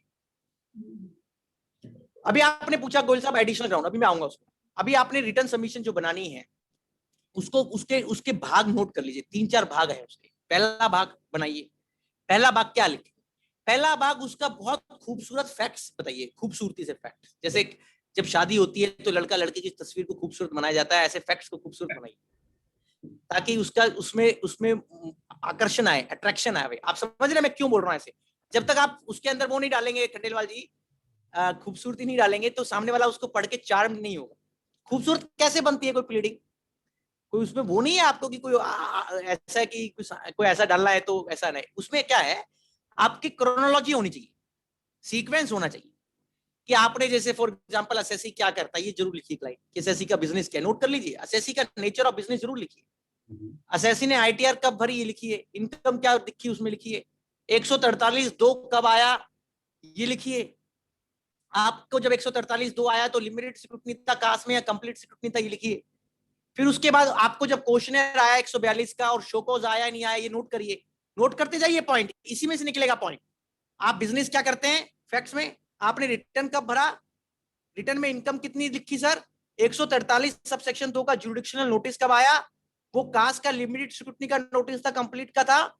फिर उसके बाद 142 के क्वेश्चनर की गाड़ी कब चालू हुई, और आपने क्वेश्चनर के क्या क्या रिप्लाई दिए, और आपने क्वेश्चनर के रिप्लाई देने के बाद आपको शोकोस कब आया, और शोकोस का आपने कब रिप्लाई दिया, और उद्यापन असेसमेंट का कब हुआ। उद्यापन का मतलब समझ गए? तो ये प्रक्रिया पूरी डालनी है उसमें उद्यापन तक। अभी उसका डालने का पर्पस है, क्योंकि अभी तो क्या है, जब आप ओरली जाते थे विजय भाई समझा लेते थे हर एक चीज को, भी क्या है इसको लिखना पड़ेगा ढंग से। पहले भी हम लोग तो लिखते ही थे, कुछ लोग लिखते थे, सब लोग, बहुत लोग लिखते थे, पर अभी इसको और हाईलाइट करिए कि एसएससी का बिजनेस ये है, रिटर्न अमाउंट ये है, 143(2) ये है, क्वेश्चनर ये है, रिप्लाईज ये हैं, और एक उसी के साथ विजय भाई जब आप ये फैक्ट्स की क्रोनोलॉजी बनाएंगे ना, आप नोट करिए, एक पेपर बुक भी तैयार हो जाएगी आपकी। पेपर बुक कैसे बनती है मैं आपको आर्ट बता रहा हूँ, जो मैंने सीखी है। मेरी जो कम आता है, मैं तो हमेशा बोलता हूँ मुझे बहुत कम समझ में आता है सर। मेरी कम समझ का रूप ये है कि आप जब ये फैक्ट्स की क्रोनोलॉजी बनाएंगे ना, तो इसी की क्रोनोलॉजी में आपके कागज लग जाने चाहिए, लिख लीजिए खंडेलवाल जी, और बड़ा बड़ा बड़ा आनंददायक सबमिशन बनेंगे। भैया आपने क्या ऑडिटेड फाइनल अकाउंट बनाए, फिर आईटीआर कब भरी, फिर उसका 143(2) कब आया, ये इसी क्रोनोलॉजी में आपके कागज लग जाएंगे, तो सामने वाले को आपकी बात को अंडरस्टैंड करने में आसानी हो। आप मेरी बात समझ गए? एक तो फैक्चुअल बैकग्राउंड देना सबमिशन में, और उसी के प्रारूप, उसी के अनुसार, उसी के कॉरेस्पॉन्डिंग आपको विजय जी पेपर बुक भी बनानी है। कैसे बनेगी पेपर बुक? अच्छी पेपर बुक, इसमें जैसे हम कैसे बनाते हैं अपनी पेपर बुक, जनरली जो अच्छी पेपर बुक होती है जिनमें हम जान लगाते हैं, हम उसमें सबसे पहले अपना आईटीआर ऑडिटेड फाइनल अकाउंट तो जरूर लगाते हैं सर। आईटीआर ऑडिटेड, लोग लिख लीजिए, आप लिख लीजिए भाई साहब, कोई किसी को गड़बड़ हो, आईटीआर ऑडिटेड फाइनल अकाउंट। और ये छोटी बात है पर लिखी बहुत इंपॉर्टेंट है, आईटीआर ऑडिटेड फाइनल अकाउंट। फिर उसके बाद 143(2) का नोटिस कब आया, फिर उसके बाद आपने 143(2) के परसुएंस में जो बाद में आपको क्वेश्चनर कब आया, सॉरी 142 का सेक्शन 142 का, फिर उसकी कॉरेस्पॉन्डेंस आपने क्या क्या रिप्लाईज फाइल किए एओ के सामने, फिर उसके बाद आपने क्या नाम, जो शोकोस कब आया, शोकोस स्टेज, और आपने शोकोस का क्या रिप्लाई दिया, ये हाईलाइट कर देंगे पेपर बुक में, तो एक लेवल तक आप अपने केस को ले जाएंगे। बहुत लोगों ने ऐसी पेपर बुक्स हार्ड कॉपी में जब फिजिकल मोड में काम हो रहा था तब फाइल करा रखी होगी। मेरी राय है हम सबको अपलोड कर दें, हम तो अपने ऑफिस में सारी करवा रहे हैं विजय जी, अब क्या करें, उनको सबको दोबारा कराना पड़ रहा है। जो हमने पहले से हार्ड कॉपी में फाइल कर रखी है वो प्रैक्टिकल प्रॉब्लम है, इन लोगों ने अपने आप से करना चाहिए था, बट ये हम सब से करवा रहे हैं, अब ये क्या करें। एक काम तो ये भी एक क्लैरिकल काम इकट्ठा हो गया है मिनिस्टेरियल का, बट मजबूरी है, अगर आप नहीं करें कल को वो अपील का डिसीजन लेते वक्त उसी को इग्नोर कर दे तो क्या पता चलेगा। तो इसलिए मेरी राय ये है कि जो भी पेपर बुक्स हैं जो आपने ओल्ड मैकेनिज्म में फाइल करी थी, उन सबको ट्रांसमिट कर दें प्रॉपरली सॉफ्ट कॉपी में, और उसको मैंने आपको बता दिया। हाँ, मैं कहा था रिटर्न सबमिशन पे था, रिटर्न सबमिशन का पार्ट ए हमने डिस्कस कर लिया, factual background of the case, factual history of the case, factual narrative, factual matrix, और ये बहुत इसी से आपकी ग्रीवियंस निकल के आएगी खंडेलवाल साहब, जब आप फैक्चुअल बैकग्राउंड अच्छा बताएंगे, इसी से आपका नेक्स्ट लेवल पे जाएंगे, पार्ट बी। अब पार्ट बी पे आइए, पार्ट बी में आपको ये हाईलाइट करना है विजय भाई, नोट कर लीजिए, बहुत बहुत बहुत महत्वपूर्ण बात बता रहा हूं कि आपकी इस अपील में अपीलेट अथॉरिटी के समक्ष क्या इश्यूज हैं जिन पे उसको अपना निर्णय देना है, इश्यूज फॉर कंसिडरेशन, नोट करिए, ये बहुत इंपॉर्टेंट है। अब इश्यूज फॉर कंसिडरेशन बनाना खंडेलवाल साहब इतना आसान भी नहीं है, इससे आपको केस की डीप नॉलेज होगी, तभी आप इशू को हाईलाइट कर पाएंगे। आप मेरी बात समझ रहे हैं? ठीक बात है, ठीक बात है भाई, आपको आप कैसे बोलेंगे, आपको इशू कैसे, आप इशू फ्रेम कर रहे हैं, देखिए आप इशू फ्रेम कर रहे हैं, मैं क्यों बोल रहा हूं इशू फ्रेम करना चाहिए, इशू फ्रेम इसलिए करना चाहिए विजय जी, अगर आपने इशू हाईलाइट कर दिया कामयाबी से या सक्सेसफुली और खूबसूरती से, आपने इश्यूज ड्राफ्ट कर दिए उसमें कि इशू क्या है अपीलेट अथॉरिटी के सम्मुख, जिस पे उसको अपना निर्णय देना है, जिससे आपकी अपील डिसाइड हो जाएगी। ग्राउंड ऑफ अपील थोड़ी अलग चीज होती है। मैं इश्यूज को क्या बोलता हूं, आप बोलेंगे इश्यूज बताइए क्या होता है, मैं बताता हूं। कभी आप हाई कोर्ट के अच्छे ऑर्डर पढ़िए ट्रिब्यूनल के सर, उनमें सुप्रीम कोर्ट के, उनमें आपको नजर आएगा कि जज ने अपना डिसीजन देने से पहले और एंटर करने से पहले रीजनिंग में एक इशू बना दिया कि ये दोनों पार्टियों की सबमिशन सुन के ये इशू है, इशू का मतलब जो कंट्रोवर्सी के पूरे गैमेट को, कंस्पेक्टस को, कनंड्रम को समराइज कर दे संक्षिप्त में, और ये सामने बता दे अथॉरिटी को कि भैया आपने इस पे, अंपायर साहब, एडजुडिकेटर साहब, जज साहब, इस पे आपने बताना है। आप मेरी बात समझ गए? पर ये बनाने के लिए आप कहेंगे, देखिए ये कोई ये साइंस नहीं है, इसके लिए मैथमेटिक्स नहीं है इशू बनाना, सॉरी, ये आर्ट है। ये आप कब कर पाएंगे? अच्छा, जब आपको अपने केस के बारे में, जरूरी नहीं मैं अच्छा कर पाऊंगा, जब तक मुझे उस केस के बारे में प्रॉपर फैक्ट्स और प्रॉपर डीप मार्शलिंग की डीप नॉलेज नहीं होगी, तब तक विजय भाई आप इशू नहीं बना पाएंगे, ये नोट कर लीजिए। और ये बहुत क्रिटिकल पार्ट है मेरी आज की एडवाइस का सर। जब आपने मुझे ड्राफ्टिंग के लिए बोला, पहला पार्ट फैक्चुअल बैकग्राउंड, फैक्ट्स को जितना हमारे यहाँ फैक्ट्स को खींच के लाना हमें सिखाया जाता है, जितने गोता मारेंगे ना अंदर तक, जो सबसे नीचे वाला पॉइंट है केस का, वहां से अगर आपने फैक्ट निकाल के रख दिया तो आपका काफी हद तक सक्सेस निश्चित है सर। पर ये निकालना आसान नहीं है, इसके लिए आपके अंदर वो पुरुषार्थ, वो मेहनत, वो लगन, डेडिकेशन, कॉन्सिक्रेशन, वो सब करना पड़ेगा सर। देखिए वो उसके बिना नहीं होगा। लिखित चीज में जान डालनी है, लिविंग बनाना है उसको, डॉक्यूमेंट को, then you have to find out some ways कि वो बोलने लगे ना, जैसे हम बात कर रहे हैं। कैसे बोलेगा? फैक्ट्स डालिए, फैक्ट्स ढूंढिए, एक्सकेवेट करिए, माइन करिए, डिग आउट करिए, उसको निकालिए, फिर उससे इश्यूज बनाइए। तीसरा भाग, जब आप सर, हाँ जी, बस इश्यू और ग्राउंड ऑफ अपील में थोड़ा सा कोई एग्जांपल के साथ डिफरेंशिएट कैसे? मैं बताता हूँ। I will, very good question. ठीक है, क्या जब ग्राउंड अपने बनाते हैं तो विजय भाई, ग्राउंड बनाने का तो एक सीधा सा फार्मूला होता है कि जैसे एडिशन किया है उन्हें, उसको चैलेंज कर दिया आपने, असेसमेंट ऑर्डर की वैलिडिटी को चैलेंज कर दिया खंडेलवाल साहब, ऐसा ग्राउंड ले लिया, लीगल ग्राउंड और फैक्चुअल ग्राउंड ले लिए, जनरल, 3 ग्राउंड हो गए। एक तो ग्राउंड हो जाता है कि that AO error in computing the income at this much amount, creating this much amount which is illegal, which is invalid. दूसरा ग्राउंड हो गया that assessment order pass bye the AO is invalid, void एब initio. मैं तो आपको बोलूंगा ये ground जरूर आना चाहिए, that AO order pass is without authority of law. वो मैं कहां से बोल रहा हूं? अनुच्छेद 265 से। मैं हर एक में डलवाता हूं ये लाइन, मैं हर एक में डलवाता हूं, और कोई ना कोई विदाउट अथॉरिटी ऑफ लॉ मिल भी जाता है विजय भाई अपने को। तो तीसरा पॉइंट, इसको कटाक्ष ना माना जाए, ये सत्य है। पहला कि इलीगल असेसमेंट, इनवैलिड असेसमेंट, दूसरा without authority of law assessment, तीसरा जो उसका स्पेसिफिक एडिशंस है उनको चैलेंज कर रहे हैं, और उनमें भी सब ग्राउंड्स हैं कि एओ की रीजनिंग को चैलेंज कर रहे हैं आप। ये तो ग्राउंड है। इशू आपने जो बोला, मैं कैसे, जैसे आपने अपील के फैक्ट्स लिख दिए, अब करक्स में इशू ये है, जैसे 68 की अपीलें हैं, ये जो डिमोनेटाइजेशन वाली, उसमें इशू क्या बनेगा? आप लिखिए, मैं बताता हूं। उसमें इशू ये है कि क्या अधिकारी ने अपनी डिस्क्रिशन 68 की करदाता के खिलाफ कानून के मापदंडों के हिसाब से उचित रूप से यूज करी, नहीं करी। भाई साहब इतना सा इशू, इसमें सारी बात आ गई भाई साहब ब्रह्मांड की। दोबारा बोलूं, whether the learned assessing officer has correctly exercised his discretion within the meaning of section 68/115 BBE so as to treat the deposits in the bank accounts as the unexplained income of the taxpayer within the period under consideration. I should repeat, whether the AO has rightly exercised his discretion under section 68 read with 115 BBE. Note कर लिया इतने बात sir आप। Whether the AO has rightly exercised his discretion under 68/115 BBE for the amount of deposits in the bank account which are otherwise treated as unexplained income of the assessor. Question mark, ये issue है। अब बताओ, इस issue के अंदर आप इस issue को एड्रेस मल्टीपल तरीके से कर सकते हो, बट ये पूरी कंट्रोवर्सी को इसने एक इशू में रिप्रेजेंट कर दिया। मतलब इसको आंसर करते ही विजय भाई ये आंसर हो जाएगा कि आपकी अपील फेवर में होनी है या आपकी अपील अगेंस्ट में हो रही है। मतलब इशू बनाना बड़ा टेक्निकल काम है, बट अगर आपने इशू ठीक बना दिया तो आप काफी हद तक उसको अपने साथ ले आएंगे सामने वाले जज को। ये मेरा अनुभव कहता है। आपने बहुत अच्छा पूछा, ग्राउंड अलग होता है। ग्राउंड तो हम बहुत सारे ले लेते हैं सर, ग्राउंड अलग है, इशू अलग है। इशू में आप उसको नैरो डाउन कर रहे हैं। नैरो डाउन का मतलब उसको कंसाइज और स्क्वीज कर रहे हैं, और उसको इतना होलसम भी बना रहे हैं कि उसमें पूरा जो केस का कंस्पेक्टस और गैमेट है वो इंक्लूड हो जाए। उदाहरण मैंने दे दिया 115 बीबी वाला, आपको और भी देखना, जैसे 148 है, आप उसमें कैसे इशू बनाएंगे?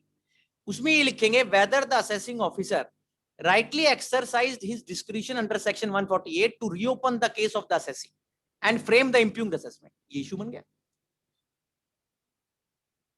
अब आप कहेंगे इसके अगला भाग पे आ जाइए और इसकी खूबसूरती मालूम होगी। जब आप पार्ट 3 पे आएंगे तब आप इश्यूज को ड्रिल डाउन करेंगे, ड्रिल डाउन, जैसे ड्रिलिंग मशीन होती है ना, उसको ड्रिल करते हैं दीवार के अंदर, ऐसे ड्रिल मारेंगे, जैसे मैं ऐसे बोल रहा हूं ड्रिलिंग। ड्रिलिंग से क्या होगा आप बोलेंगे, ड्रिलिंग से आपको उस इश्यू को भेदना है। अब इश्यू को विजय भाई आंसर करते वक्त जब आप पार्ट 3 पे पहुंच जाएंगे प्लीडिंग के, जहां आप अपना उसके ऊपर पक्ष रखेंगे, बचाव पक्ष बोलिए, डिफेंस बोलिए, जो इशू बनाए हैं आपने खुद फ्रेम किए, उनके ऊपर कैसे रखेंगे बचाव पक्ष को, नोट करिए सर। उसके 2 भाग है पार्ट 3 के। एक भाग तो है कि जहां आप उनके ऊपर स्पॉटलाइट डालेंगे चीजों के ऊपर जो एडमिटेड फैक्ट्स है, मतलब जिनके ऊपर कोई भी डिस्प्यूट नहीं है। ये नोट कर लीजिए सर। आप बोलेंगे उदाहरण दे दीजिए, मैं बता देता हूं। 68 वाले जितने भी केस होते हैं विजय जी, उनमें ज्यादातर केसेस के अंदर डिमोनेटाइजेशन वालों में, अगर अपने को ये देखना हो भाई साहब कि कौन से फैक्ट्स एडमिटेड फैक्ट्स हैं, वो आप नोट कर लीजिए। जैसे करदाता ने बैंक अकाउंट किताबों में दिखा रखा था, ये आप नोट कर लीजिए। मैं भूल जाऊंगा, मुझे याद नहीं रहता कुछ भी, मैं बाद में भूल जाऊंगा, बता रहा हूं, मैं अभी बोल रहा हूं याद आ रहा है। तो बैंक अकाउंट किताबों में दिखा रखा है, ये अनडिस्क्लोज नहीं है, ये अनडिस्प्यूटेड फैक्ट है। Am I right? Bank account किताबों के बाहर नहीं है, किताबों के बाहर वाला अनअकाउंटेड बैंक अकाउंट नहीं है, ऐसा लिखिए, इसको हाईलाइट करिए, एम्फेसाइज डालिए। आगे अगला कि एक भी रुपए का कोई भी ट्रांजैक्शन, एक नए पैसे का ऐसे बोलते हैं हमारे यहाँ, किताबों के बाहर करदाता ने नहीं किया है। मतलब जो कुछ किया है वो किताबों में सब ट्रांजैक्शंस भली भांति रिकॉर्डेड ट्रांजैक्शंस है, इसको हाईलाइट करिए। पहला तो हो गया बैंक अकाउंट अनडिस्क्लोज नहीं है, दूसरा हो गया सारी चीजें रिकॉर्डेड है, तीसरा लिखिए कि सब चीजों के लिए बुक्स के अंदर जो उसने सब चीजों को बुक्स में जो असेसी ने रिकॉर्ड किया वो बकायदा ऑडिटेड बुक्स है, ऑडिटेड, एम्फेसाइज डालिए ऑडिटेड, और उसमें डिफेक्ट फ्री बुक्स हैं, अनक्वालिफाइड बुक्स, मतलब उसमें कोई क्वालिफिकेशन नहीं, इस बात को प्रकाश डालिए ऑडिटेड है। फिर इस बात पे डालिए प्रकाश की असेसी ने जो प्रॉफिट दिखा रखा है वो उस क्षेत्र के अंदर जिसमें असेसी काम करता है सेक्टर में, उसके हिसाब से सही प्रॉफिट है। ये बहुत इंपॉर्टेंट पॉइंट है सर।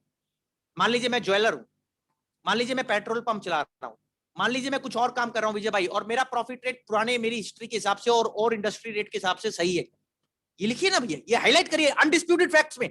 मैं आपको क्यों हाईलाइट कर रहा हूं डिस्प्यूटेड फैक्ट, अभी आपको 2 मिनट में पता लग जाएगा क्या क्या इसका कमाल का रिजल्ट आएगा।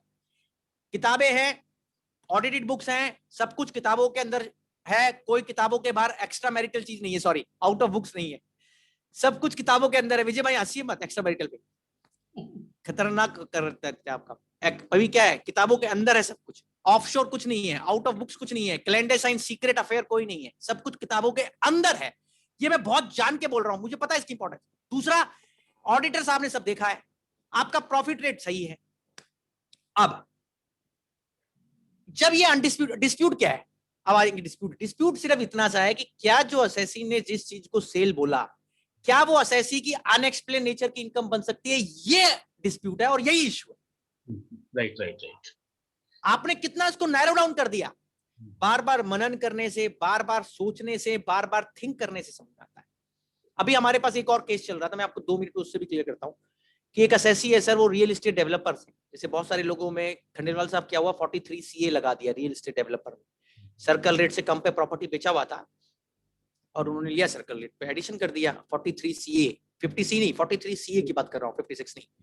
तो अब आपने उसका ग्राउंड भी ले लिया कि सब ये एडिशन गलत है। अब आप बोलेंगे उसमें गोयल साहब इशू क्या बनेगा, मैं आपको बता रहा हूँ 43 CA में इशू ये बनेगा कि क्या असेसिंग ऑफिसर ने जो अपना डिस्क्रिशन यूज किया है, वहां डिस्क्रिशनरी है वो भी, कि सर्कल रेट असेसी पे टैक्स लगना चाहिए विजय भाई, क्या वो डिस्क्रिशन को उसने कानून के हिसाब से सही यूज किया है? और उसका डिस्प्यूट, अनडिस्प्यूटेड फैक्ट क्या बनेगा कि भैया हाँ असेसी ने जो ट्रांजैक्शन करी है वो बकायदा रजिस्टर्ड सेल लीड से करी है, जेन्युइन ट्रांजैक्शन का डाउट नहीं है, जेन्युइननेस ऑफ ट्रांजैक्शन। सिर्फ ये बात डाउट में कि सर्कल रेट से क्या कम पे ट्रांजैक्शन करा लेने से कि सर्कल रेट पे टैक्स लग जाएगा, डीएलसी रेट से कम पे, डीएलसी बोलते हैं आपके यहाँ, डीएलसी रेट से कम पे कराने से क्या डीएलसी रेट पे टैक्स लग जाएगा? तो इशू ये बन गया कि whether merely doing the transaction below prescribed DLC rate is a valid ground to AO to make adverse inference under 43 CA। This is the issue. और उसके फैक्ट्स क्या है, अनडिस्प्यूटेड। कि एसएससी ने जो कुछ कागज पत्री है वो बिल्कुल सही रॉबस्ट डॉक्यूमेंटेशन है, genuineness of agreement, genuineness of sale deed, genuineness of parties, everything not doubted, only thing is difference of circle. फिर इसके ऊपर प्लीडिंग बढ़ेगी भी, मैं आ रहा हूं पार्ट बी पे। मेरा तीसरा पार्ट का पार्ट ए चल रहा था अभी, जब आप अनडिस्प्यूटेड फैक्ट्स लिख रहे हैं और डिस्प्यूटेड फैक्ट को अलग से अच्छा ये क्या क्या स्टाइल है विजय भाई? ये स्टाइल जो हमारे बड़े बड़े जजेस बोलते हैं, राइस को पफ से अलग करना और शेफ को ग्रेन से, मतलब आप बिल्कुल उसको अलग कर रहे हैं, जो रेलेवेंट चीज को इररेलेवेंट से। बड़ी सिंपल भाषा में बता रहा हूं। और अगर आपने ये सीख लिया तो मैं कुछ भी नहीं हूं सर। और मैं बता रहा हूं आपको, this is the main art, how you are separating which is irrelevant from the relevant. और यही चीज मैंने आपको क्या बोला, फैक्चुअल नैरेटिव लिखिए, फिर उसके बाद इश्यू बनाइए, फिर उसके बाद जब आप अपना एनालिसिस देंगे उसमें डिस्प्यूट अनडिस्प्यूटेड फैक्ट्स को पहले हाईलाइट करिए, फिर उस पे जो जहां पर क्वेरल है, बोन ऑफ कंटेंशन है, उसको हाईलाइट कर दीजिए खंडेलवाल साहब। वो इश्यू और बोन ऑफ कंटेंशन सेम चीज हो गई लगभग। आगे बढ़ते हैं। अब एक और इसका बोन मैरो आ गया, जैसे हमारा बोन मैरो होता है प्लीडिंग का। विजय भाई बोन मैरो क्या है? बोन मैरो है कि जो इश्यू आपने बनाया था उसके ऊपर आपने अपना पक्ष रखना है with reference to undisputed facts, कि क्यों धारा 68 में वो बैंक डिपॉजिट जो आपने सेल प्रोसीड की तरह रिकॉर्ड कर रखे हैं उनको अनएक्सप्लेन इनकम नहीं माना जा सकता। इस पे आपने अपना पक्ष रखना है, मतलब इसको कानूनी रूप से सजाना है। डिस्प्यूटेड फैक्ट्स तो अलग हो गए, अनडिस्प्यूटेड अलग हो गए, फैक्चुअल नैरेटिव अलग आ गया, इश्यू अलग बन गया। Am I with you sir? ये मेरा अपना स्टाइल चल रहा है। अब जब आप इसकी व्याख्या करेंगे तो उसमें आप क्या लिखेंगे, आप नोट करिए। इसमें 3-4 चीजें होती है खंडेलवाल साहब। जो प्रोविजन है उसको पढ़िए पहले, मतलब उसको रीड आउट करिए, अपनी प्लीडिंग में रिप्रोड्यूस कर दीजिए। सॉफ्ट में सबके पास एक्ट होता है विजय भाई, उसको उसमें जाइए, सेक्शन 68 को कॉपी मारिए और उसमें डाल दीजिए। फिर सेक्शन 68 को उसको तोड़िए, लिखिए कि सेक्शन 68 के कितने कितने अंग हैं। नंबर 1 है where any sum is found credited in the books. पहला, assessee is not able to give any explanation or explanation of assessee is not found to be satisfactory. Third, AO may deem the sum to be the income. तो मैंने क्या बताया आपको इसमें, जब आप part 3 में होंगे और अपनी प्लीडिंग्स को चालू करेंगे तो वहां पर आप वो प्रोविजन को दोबारा से मेंशन कर देंगे या रिप्रोड्यूस कर देंगे जिसपे पूरा केस चल रहा है, चाहे वो 143 सबसेक्शन 2 है, चाहे वो 148 है सर, चाहे वो 50C है, चाहे 43CA है, चाहे 68 है। विजय जी ये मेंशन कर दीजिए प्लीज। आगे बढ़िए। अब आप उसको कोरिलेट करिए उस सेक्शन को, जो बात आप कहना चाहते हैं कि सर देखिए हमारा पक्ष ये था कि ये पैसा जो बैंक में जमा कराया ये एसएससी की सेल प्रोसीड है और किताबों में रिकॉर्डेड थी, और एओ साहब ने बिना किसी कॉगेंट मटेरियल के इसको सरमाइसिस और कंजेक्चर के बेसिस पे मान लिया एसएससी की इनकम। ये कब कहेंगे आप? जब ऑलरेडी फैक्ट्स आ चुके हैं, इश्यू बन चुका है, अनडिस्प्यूटेड फैक्ट्स आ चुके हैं, और आपने वो प्रोविजन जिसके बेसिस पे हम बात कर रहे हैं उसको रिप्रोड्यूस कर दिया है। फिर हम यहां पहुंचे हैं पांचवें गंतव्य, पांचवें जंक्शन पे और स्टेशन पे। पहला जंक्शन, पहला स्टेशन क्या था? फैक्ट्स। दूसरा स्टेशन इश्यूज, तीसरा स्टेशन अनडिस्प्यूटेड फैक्ट्स, चौथा प्रोविजन अंडर कंसिडरेशन, पांचवा विजय भाई नोट कर लीजिए, पांचवा पॉइंट आप उस पर अपना सबमिशन देवेंगे कि देखिए सर ये जो फैक्ट्स ऊपर हमने बताए हैं और जो कानून है उनको दोनों को साथ रख के पढ़ेंगे हैंड इन हैंड, तो जो एओ साहब ने किया है वो गलत, ये आप कह देंगे। और उसके साथ जो पेपर बुक में पेपर आपने लगाए हैं, वो पेपर बुक में पेपर जो लगाए हैं उसको रेफर कर देंगे, उसका इंडेक्स डाल दीजिए यहाँ बल्कि, ताकि वो खा ना जाए। सॉरी, मतलब कोई उसको ऐसा ना करे कि इग्नोर कर दे, खाना मतलब गलत वर्ड था मैं वापस ले आऊं, ओवरलुक ना करते हुए, उसको इग्नोर ना करते हुए, उसको सेट असाइड ना करते हुए, साइड स्टेप ना करते हुए। खाना तो हमारा मारवाड़ी वर्ड हो गया, हम तो खाना तो ना खा रहे हैं, हम तो यहाँ पर लीगल बात कर रहे हैं डिप्लोमेटिकली कि भैया जो मैंने फाइल किया है वो रिकॉर्ड पे कंसीडर होना चाहिए। अगला भाग, जब आप सब चीजों को इसको कर देंगे तो लास्ट भाग पे पहुंचेंगे, तो गंतव्य पे गाड़ी पहुंचेगी तो प्रेयर पे आ जाएगी। आप प्रेयर बनाइए, प्रेयर पोर्शन आपका बहुत अच्छा होना चाहिए। प्रेयर में आप क्या क्या मांगना चाहते हैं, आपकी इच्छा क्या है, मनोइच्छा क्या है, जैसे भगवान बोलता है ना आपको वरदान क्या चाहिए, आप क्या मांगना चाहते हैं बताइए, बस क्या मांग रहे, तो प्रेयर में डालिए संक्षिप्त में। तो इससे आपकी ये पूरी जो मैंने श्रृंखला बताई आपको, जितना भी मैं समझ कम सिंपल सेंस में बता सकता था बिना लीगल जार्गन यूज किए हुए, कि facts, issues, undisputed facts of the case, फिर प्रोविजन अंडर कंसिडरेशन खंडेलवाल साहब, फिर आपका arguments on the basis of this discussion, और लास्ट में प्रेयर। Am I there? जैसे प्रेयर में क्या लिखेंगे मैं बताता हूं, क्वैश द ऑर्डर, ये लिख दीजिए क्वैश, मांगे क्वैश एनल, ये लिखिए जरूर। डिलीट द एडिशंस, ये लिखिए दोनों चीजें, quash the order and delete the additions. ये आपका स्टैंडर्ड लाइन होगा। सही है सर, समझ के बात? और जो पेपर बुक है उसको, उसका इंडेक्स इसमें डाल देवे जो भी बनाए, ताकि वो पेपर बुक कंसीडर होवे। तो ये विजय भाई आप अब देखिए, इतना काम अगर एसएससी कर लेगा तो उसका आईटीईटी के लिए आगे सुप्रीम कोर्ट तक के लिए जिसका बड़ा अमाउंट है, तो वो बहुत अच्छा उसका प्लेटफॉर्म तैयार हो जाएगा सर। मतलब आगे उसको बार बार मेहनत नहीं करनी पड़ेगी, अगर इतनी मेहनत उसने एक बार कर ली। आप मेरी बात समझ रहे हैं?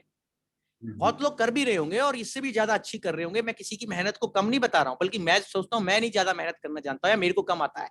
तो मैं ये बोल रहा हूं with due humbleness and humility कि अभी इस तरीके से बनाने से क्या फायदा होगा। एक तो जब आपका केस आगे ट्रेवल करेगा विजय भाई, तो सारी चीजें कंडेंस होकर, रिफाइन होकर, फिल्टर होकर आ जाएंगी। आपको सीआईटी अपील को ये भी अपॉर्चुनिटी माननी चाहिए कि जो आपके फैक्ट्स प्रॉपर फिल्टर डाउन नहीं हुए एओ लेवल पे, वो आप फिल्ट्रेशन कर रहे हैं। It's A filtration mechanism. So now you came to those points which you were asking. I am coming to faceless appeal. अब ये क्या है? जो 25 सितंबर की अधिसूचना थी सर, वैसे तो बहुत बार डिस्कस कर चुके, मैं मोटा मोटी बता रहा हूँ। इसमें कितने पात्र हैं? इसमें 3-4 पात्र हैं सर, आप नोट करिए। जैसे कहानी में कैरेक्टर्स होते हैं ना, इसमें भी कैरेक्टर्स हैं। इसमें एक है national faceless appeal centre, NFAC। ठीक है सर, कायदे से यही आपके साथ इंटरेक्शन करेगा, मतलब अपील यूनिट नहीं करेगा। अपील यूनिट कौन सा कैरेक्टर है? वो बहुत पीछे का है। नेशनल फेसलेस अपील सेंटर पहले, फिर रीजनल फेसलेस अपील सेंटर उसके नीचे, और रीजनल फेसलेस अपील सेंटर के नीचे क्या है? अपील यूनिट्स हैं। आप समझ गए हायरार्की? सबसे ऊपर क्या है? नेशनल फेसलेस अपील सेंटर, फिर क्या है? रीजनल फेसलेस अपील सेंटर, और फिर क्या है? Appeal unit. आपका case national faceless appeal centre अपने विवेक के हिसाब से, टेक्नोलॉजी के हिसाब से किसी एक अपील यूनिट को एलोकेट कर देगा। आपसे पूछेगा नहीं एलोकेट करते हुए, मतलब इसमें आपका नहीं है, वो तो अपने हिसाब से करेगा। कहीं पर भी कर सकता है पूरे भारतवर्ष में। आप करदाता जो भी प्लीडिंग करेंगे उसको address national faceless appeal centre को करना है, ऐसा लिखा हुआ है। Am I right sir? और नेशनल फेसलेस अपील सेंटर आगे जो अपील यूनिट को कुछ चाहिए तो वो नेशनल फेसलेस अपील सेंटर के जरिए मांगेंगे। कायदे से ये निकल के आए विजय भाई कि अपील यूनिट के अंदर जो बंदा बैठा है और अपील यूनिट का जो नंबर है वो आपको नोटिस में पता नहीं लगना चाहिए। पर अभी प्रैक्टिकली क्या हुआ, बहुत लोगों ने मुझे सेमिनार में बोला, गोयल साहब जो नोटिस आ रहे हैं ना, बड़ी अच्छी बात बता रहा हूँ विजय जी, उसमें नीचे नाम लिखा हुआ है अपील यूनिट का। यूनिट का नहीं है और सर, नाम उसका है, उस अफसर का जिसका डिजिटल सिग्नेचर लगाए ना उसमें। सर खंडेलवाल जी क्या हुआ, कुछ केसेस में मेरे को भी वो नहीं हो रहा था क्या नाम यकीन, पर जब मेरे पास नोटिस आया ना सर, मैंने क्या देखा, यू आर राइट, कायदे से तो वही होना चाहिए जो आप बोल रहे हो। But what is happening in some of the selected notices, they themselves are mentioning this is the appeal unit number. तो उससे तो आपने उसको आइडेंटिफाई कर दिया आदमी को। लेट अस से आपको एक नेशनल फेसलेस अपील सेंटर ऊपर हेडिंग लिखी हुई है नोटिस की, और नीचे सीआईटी अपील यूनिट 30 लिख दिया या 2 लिख दिया जयपुर, तो उससे तो क्लियर होगा कि ये अपील यूनिट कौन सी है। तो वो गलत है टेक्निकली वो नोटिस। अच्छा अब हम क्या कर सकते हैं, हम अच्छा ये आप ये कोई किसी प्रकार से वो अपील यूनिट आपको मिलने के लिए बुला रही है, मैं ऐसा नहीं बोल रहा हूं, सॉरी। मैं तो कानून का आदमी हूं, मैं तो आपको यही कहा, मैंने अभी भी कह रहा हूं सॉरी। आप उसको नेशनल फेसलेस अपील सेंटर को एक भले मानुष की तरह, शरीफ लॉ अबाइडिंग सिटीजन की तरह एड्रेस करिए। आप अपील यूनिट के पास मत जाइए, क्योंकि मना करा हुआ है, आप अपील यूनिट को एड्रेस नहीं कर सकते। ये मेरा विवेक कह रहा है। Am I right Khandelwal ji? Yes yes absolutely. तो क्या हुआ, national faceless appeal centre, regional faceless appeal centre, appeal unit, और एक और चौथा पात्र है कहानी के अंदर फेसलेस अपील में, रिव्यू। मिलाकर फेसलेस अपील बन रहा है। डेफिनेटली अपीलेंट तो है ही, अपीलेंट तो एक बहुत महत्वपूर्ण पात्र है। अगर अपीलेंट ही नहीं होगा तो अपील कहां से आएगी विजय जी? तो अपीलेंट हो गया, एनएफएसी हो गया, आरएफएसी हो गया भाई साहब, एयू हो गया, एयू मतलब अपील यूनिट और review unit. Sir appeal unit का कंपोजिशन क्या है? अपील यूनिट में एक से अधिक कमिश्नर अपील भी हो सकते हैं, और भी स्टाफ होगा, वो सब मिनिस्ट्रियल स्टाफ भी होगा, हेल्पिंग स्टाफ होगा, सपोर्ट स्टाफ होगा। अभी आपकी अपील लेटर से जयपुर में थी विजय जी, और वो कलकत्ता में एलोकेट कर दी, आपकी गाड़ी चल पड़ी, आप नेशनल फेसलेस अपील सेंटर से आपको कम्युनिकेशन आ रहा है, आप अपलोड करे जाते हैं और उस पे जाकर अपने पोर्टल पे जाकर अपनी रिटर्न सबमिशंस को, अपनी पेपर बुक को। अच्छा मैं एक बात और कहना चाहता हूं खंडेलवाल साहब, 2 पेपर बुक बनाया करिए आप, फैक्चुअल पेपर बुक अलग बनाइए, और नोट कर लीजिए केस लॉ की पेपर बुक अलग बनाइए। Please note it. Return submission अलग, पेपर बुक अलग, केस लॉ पेपर बुक अलग और फैक्चुअल पेपर बुक अलग, दोनों का उसको मत करिए, मिक्स मत करिए, मर्ज मत करिए। तो कहने का तात्पर्य क्या है सर, अभी नेशनल फेसलेस अपील सेंटर जो आपका केस में आपसे सबमिशन लेगा, अभी क्या होगा, विजय भाई जो पूछ रहे थे कि गुल साहब इसमें जो 3 चीजें होती हैं अपील में, एडिशनल ग्राउंड, एडिशनल एविडेंस और रिमांड रिपोर्ट, ये सब कैसे काम करेगा सर? देखिए सर, जो उसमें लिखा हुआ है स्कीम में, अभी तक मैंने प्रैक्टिकली कोई इसमें, अच्छा इसमें तो ये लिखा हुआ था कि एडिशनल ग्राउंड का और एडिशनल एविडेंस का ये फॉर्मेट देंगे आप। मेरे को तो विजय जी अभी तक कोई फॉर्मेट नजर नहीं आया, आपको नजर आया तो मुझे भेज दें, क्योंकि आपके पास भी आजकल बहुत इंफॉर्मेशन पहुंचती है तो आप हम लोगों को भेजते हो। तो भी क्या है वो इंफॉर्मेशन जो एडिशनल ग्राउंड का फॉर्मेट है, और ऐसा नहीं मैं ध्यान रखता हूँ सर, एडिशनल ग्राउंड और एडिशनल एविडेंस का जो फॉर्मेट है वो मेरे पास नहीं है, मतलब मेरी नॉलेज में नहीं है। पर इसमें लिखा हुआ था स्कीम में सर, जब अपने पढ़ा कि साहब ये कोई नया फॉर्मेट एक्ट में नहीं है, ये कहते हैं हम बताएंगे, मतलब जिसने जो faceless national faceless appeal centre अपना एसओपी जारी करेगा उसमें बताएगा, और वैसे ही ओरल हियरिंग की रिक्वेस्ट कैसे होगी ये भी बताएगा।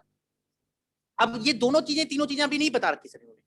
मेरी अंडरस्टैंडिंग में आप प्लेन पेपर पे एक एडिशनल ग्राउंड की एप्लीकेशन बनाकर फाइल कर देते हैं, और उसमें एडिशनल ग्राउंड का तो नियम सुप्रीम कोर्ट ने बिल्कुल क्लियर कर रखा है सर, इसमें कोई डाउट नहीं है कि any ground which is a legal ground which is for which facts are already available on record has to be admitted. That is Supreme Court decision in NTPC case, and NTPC decision is followed in endless orders, मतलब uncountable orders. Purpose ये है कि appellate authority के सामने additional ground आप उन चीजों पे ले सकते हैं जो चीजों के लिए फैक्ट्स ऑलरेडी रिकॉर्ड पे विजय भाई, और जो लीगल इन नेचर हैं, जो रूट ऑफ द मैटर पे जा रहे हैं, खासकर जुडिशनल ग्राउंड्स हैं, खासकर आपकी टैक्सेबिलिटी से रिलेटेड हैं, तो आप ले सकते हैं।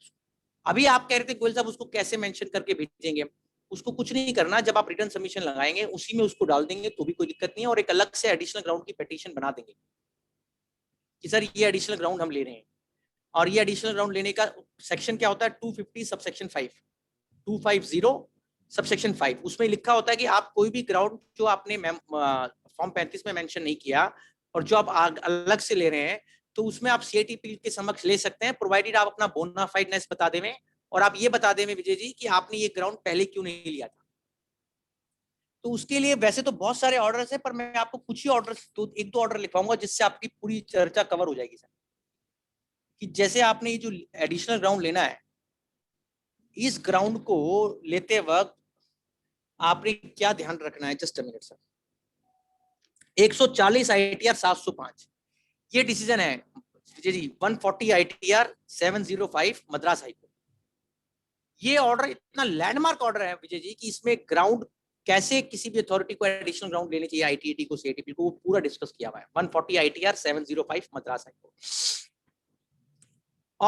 और साथ में मैंने एक और डिसीजन आपको बताना था जिसके अंदर सुप्रीम कोर्ट ने ये बात लिख रखी है कि ये इनकम टैक्स का पर्पस नहीं है कि ज्यादा से ज्यादा एसएससी पे टैक्स लग सके, ये पर्पस है सही टैक्स लग सके।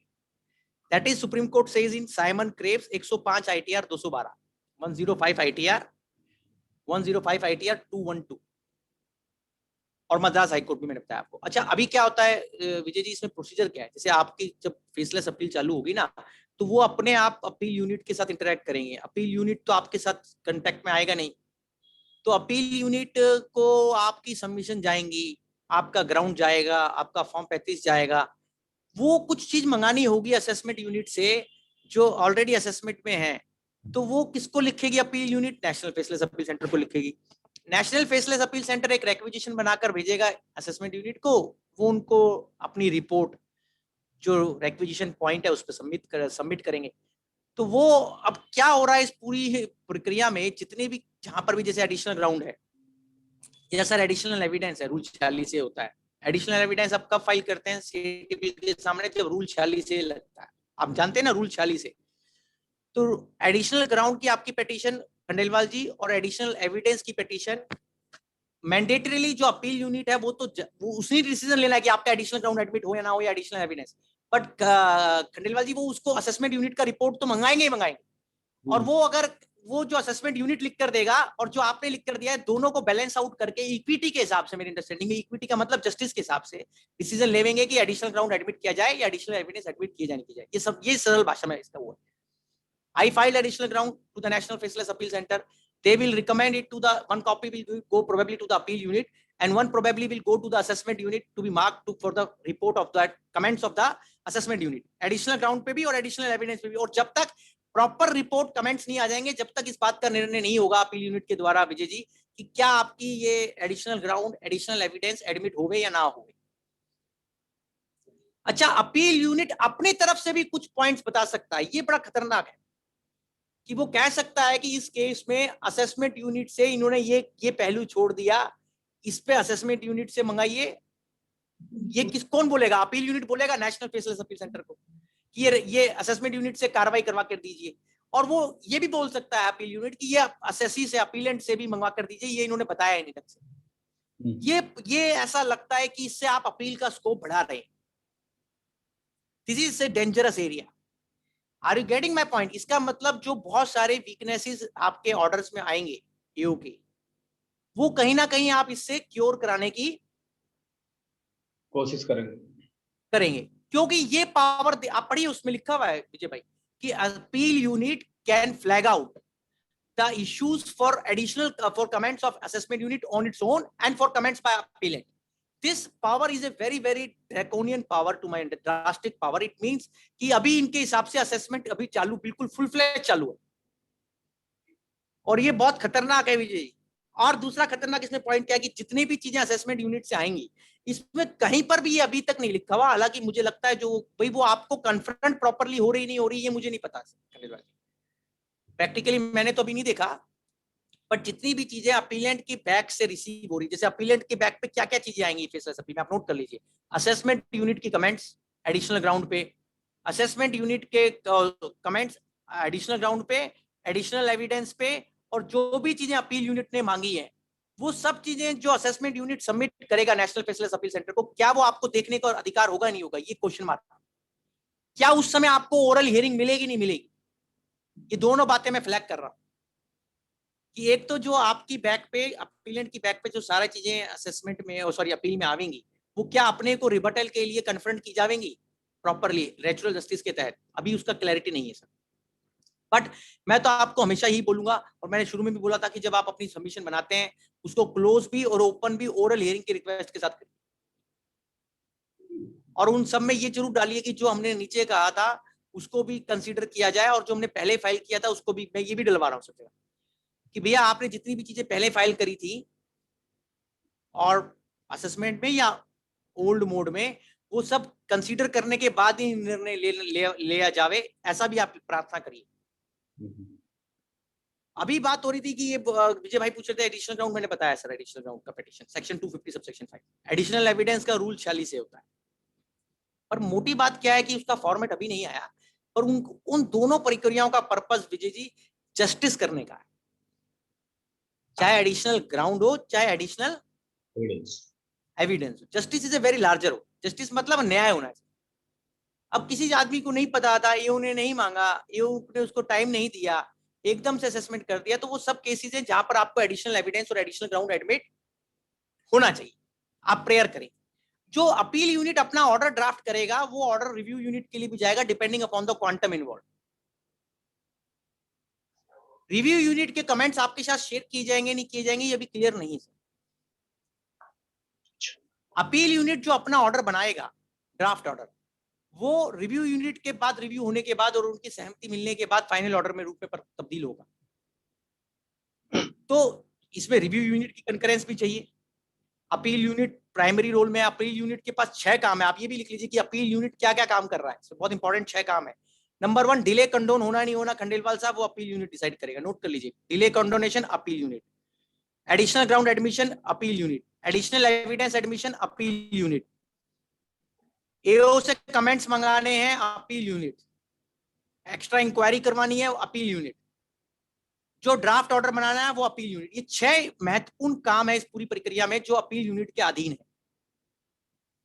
तो रोल अच्छा फाइनल ऑर्डर जो पास होकर आएगा विजय भाई वो नेशनल फेसलेस अपील सेंटर से आएगा। अच्छा इसमें जुडिक्शन का पूरा महत्व है, जैसे आपकी जो नॉर्मल जुडिक्शन अगर जयपुर की है तो आपकी जो अपील आगे फाइल होगी नेशनल फेसलेस अपील सेंटर के ऑर्डर के तहत वो जयपुर की ट्राइब्यूनल में होगी। Are you getting my point? ये उन्होंने क्लैरिफाई किया है। ऐसा नहीं है कि फेसलेस अपील वाली, अच्छा इसमें एनहांसमेंट की पावर भी है, तो वो तो एनहांसमेंट की पावर एक्ट में भी है, और एनहांसमेंट की पावर के लिए उन्होंने स्पेशल स्पेस इसमें भी रखा हुआ है अपील स्कीम में, और वो अपील यूनिट के पास एनहांसमेंट करने का वो है। हाँ, एनहांसमेंट करने से पहले आपसे पूछेंगे जरूर, वो आपको प्रॉपर SCN देंगे, शोकॉज नोटिस देंगे। तो ये अच्छा, इसमें अपील यूनिट जो है वो अपने मेन काम तो वही कर रहा है, पर वो फाइनलाइज जो अपील को करेगा, ऑर्डर जो फाइनल पास होगा वो नेशनल फेसलेस अपील सेंटर करेगा। जो 6 या 7 महत्वपूर्ण काम है, चाहे एडिशनल ग्राउंड है, चाहे एडिशनल एविडेंस है, चाहे कंडोनेशन डिले है, चाहे वो आपसे एनहांसमेंट है, चाहे वो आपकी और इंक्वायरी, एक्स्ट्रा इंक्वायरी कराना है, चाहे वो आपका ड्राफ्ट अपील ऑर्डर बनाना है, ये सारे काम खंडेलवाल जी अपील यूनिट के बाद। सबसे महत्वपूर्ण 2 चीजें जो फ्लैग आउट हुई हमारी डिस्कशन में कि रोल क्या होना चाहिए, सॉरी अप्रोच क्या होनी चाहिए, जस्टिस, एरर को करेक्ट करना, इनजस्टिस को रिमूव करना, जो मैंने शुरू में बोला, और oral hearing properly, fair hearing, fair trial, fair proceedings वो होना। ये नहीं कि कोई हाइड एंड सीक है सर, फेयर प्रोसीडिंग्स, फेयरनेस। आप किसी भी अपील के अंदर फेयरनेस होनी बहुत जरूरी है, कोई भी लॉ। फेयरनेस कब आती है, जब आप उसको, जिस आदमी को जो जिसकी अपील है उसको प्रॉपरली ये मौका मिला जाए अपनी बात रखने का, और उसमें ओरल हियरिंग का महत्व, पर्सनल हियरिंग का महत्व, 1-to-1 हियरिंग का महत्व वीडियो कॉन्फ्रेंसिंग से रहेगा सर। हाँ, वीडियो कॉन्फ्रेंसिंग से रहेगा वो, राइट। और अब जैसे आगे जैसे ITT में केस जाएगा, डेफिनेटली इसमें इश्यूज बहुत सारे आएंगे सर, कि अब मान लीजिए इसमें जैसे रिकॉर्ड मंगाना है फेसलेस अपील का ITT को, वो कैसे मंगाया जाएगा? आपको RTI लगाकर कोई चीज लेनी है तो आप कैसे लगाकर लेंगे नेशनल फेसलेस अपील सेंटर को? बहुत सारी चीजें हम RTI में भी मांगते हैं। ऑर्डर शीट आपको चाहिए, जो रिकॉर्ड है, मतलब रिकॉर्ड तो रखेगा ही ना, चाहे वो रिकॉर्ड इलेक्ट्रॉनिक फॉर्म में रखे विजय जी, चाहे वो उसमें रखे, पर रिकॉर्ड रखना तो जरूरी है इसमें भी। मतलब इसमें रिकॉर्ड रखने की महत्वता खत्म नहीं हुई है, तो वो रिकॉर्ड कितना हद तक अपने मांग पाएंगे और कितना हद तक वो हमें देंगे, ये भी क्वेश्चन मार्क है। पर मेरा मानना ये है कि कोई भी प्रोसीडिंग में, आपकी अपील प्रोसीडिंग में कोई भी चीज आपकी फाइल पे आ गई तो आप उसको बकायदा RTI में भी मांग सकते हैं और अदरवाइज भी मांग सकते हैं कि साहब हमें इसकी सर्टिफाइड कॉपी प्रोवाइड हो। जब आपको ऑर्डर से पता चलेगा कि बहुत सारी चीजें आपके केस में हुई थी और आपको नहीं मिली, तो आप जब ITT अपील जाने लगेंगे तो मेरी राय है कि आप सब मांगिए उनसे पहले। और वो कैसे मांगेंगे, RTI भी लगा सकते हैं। Are you getting my point Vijay ji? So this are the fine point, finer point. But yes, हमें जो ड्राफ्टिंग करनी है वो पेपर बुक अच्छा सा बनाना है, केस लॉ को जो साइड करना चाहिए। केस लॉ कैसे करना है, केस लॉ भी देखिए, केस लॉ आपको विजय जी ऐसे साइड करने चाहिए कि आप ऊपर से ध्यान से चलें। सुप्रीम कोर्ट का जहां पर ऑर्डर है तो आप सुप्रीम कोर्ट का एक ऑर्डर दे देते हैं तो उसमें बहुत कुछ आ जाता है। हाई कोर्ट, जुडिक्शनल हाई कोर्ट को प्राइमेसी देते हैं, फिर पहले सुप्रीम कोर्ट, फिर जुडिक्शनल हाई कोर्ट, फिर अदर हाई कोर्ट एंड फिर ITT में भी आपका लोकल ITT। आप नोट कर रहे हैं? जैसे अगर जयपुर का सेसी है तो राजस्थान सुप्रीम कोर्ट का ऑर्डर ढूंढेंगे, फिर आप राजस्थान हाई कोर्ट का ऑर्डर ढूंढते हैं, फिर आप जयपुर ITT का ऑर्डर ढूंढते हैं। Am I with you? फिर आप अदर हाई कोर्ट्स पे, अदर ITT पे जाते हैं। ऐसा आप बनाकर अपना केस लॉ बनाएंगे और तो पेपर बुक बनाएंगे। तो केस लॉ को ज्यादा मल्टीप्लाई मत करिए, पर रेलेवेंट केस लॉ जो आपके फैक्ट्स में फिट होते हैं वो ढूंढिए। जैसे हम लोग जब अपील फाइल करते हैं सर या अपील परस्यू करते हैं तो उसमें कुछ लीगल टर्मिनोलॉजी होती है विजय जी, जो हमें बहुत ध्यान रखनी होती है। कि जैसे कोई डिसीजन आप रिलाई कर रहे हैं, खासकर केस लॉस के लिए बता रहा हूँ सबके लिए, कि उसमें 2 टाइप के केस लॉ होते हैं सर, या 2 टाइप की चीजें होती है किसी भी केस लॉ में, प्रेसिडेंट में। एक तो उसका रेशियो डिसिडेंडी और एक उसका ऑबिटर डिक्टा। रेशियो डिसिडेंडी का मतलब होता है कि वो पार्ट ऑफ द डिसीजन जो उससे प्रिंसिपल निकल रहा है, जो सही में कोर्ट ने होल्ड किया है। और ऑबिटर डिक्टा का मतलब विजय जी होता है ऑब्जर्वेशन। आप देखिए, हम मिक्स कर देते हैं, हमें पढ़ना आना चाहिए। जब हम किसी भी केस लॉ को पढ़ते हैं तो उसका बाइंडिंग पोर्शन रेशियो डिसिडेंडी होता है, ऑबिटर डिक्टा नहीं होता है। ऑबिटर डिक्टा क्या है? पासिंग ऑब्जर्वेशन है। मतलब ऑबिटर डिक्टा वह हिस्सा है फैसले का जिसके ऊपर वो फैसला आधारित नहीं था। रेशियो डिसिडेंडी वो चीज है जो उस पूरे फैसले का निचोड़ है, जूस है, क्रक्स है, पल्प है, और उसका प्रिंसिपल एमर्जिंग है। तो अपने को ये भी आना चाहिए कि कौन से प्रेसिडेंट के अंदर कौन सा प्रिंसिपल निकल रहा है और कौन सा ऑब्जर्वेशन है, नंबर 1। फिर उसमें ये भी आना चाहिए विजय जी अपने को देखना कि क्या वो प्रेसिडेंट जिसको आप रिलाई कर रहे हैं वो प्रेसिडेंट गुड लॉ है या ओवररूल हो चुका है। कई लोग ओवररूल प्रेसिडेंट भी दे देते हैं, ऐसा नहीं होना चाहिए। आप चेक कर लेंगे कि वो प्रेसिडेंट जिसको आप रिलाई कर रहे हैं वो ओवररूल हो चुका है या वो गुड लॉ है नहीं। आप मेरी बात समझ रहे हैं सर? Yes sir. फिर उसके बाद जैसे एक मैंने बताया रेशियो डिसिडेंडी वर्ड, एक बताया ऑबिटर डिक्टा वर्ड, एक इसमें पर इंक्यूरियम भी होता है, वो आप नोट करिए, वो सबसे इंपॉर्टेंट डिस्कशन का आज का हिस्सा है सर। पर इंक्यूरियम आप कब कहते हैं किसी फैसले को? विजय जी बहुत सारे फैसले जब कोर्ट देती है तो कई बार उनके सामने वो सारे पुराने डिसीजन और जो उसके रेलेवेंट प्रोविजन है वो नहीं सामने लाए जाते कोर्ट के और फैसला आ जाता है। उस फैसले की बाइंडिंग प्रेसिडेंट नहीं होती है क्योंकि वो पर इंक्यूरियम है। पर इंक्यूरियम का मतलब लेटिन फ्रेज है, पर इंक्यूरियम मतलब विद केयरलेसनेस, प्रीमैच्योर हो गया।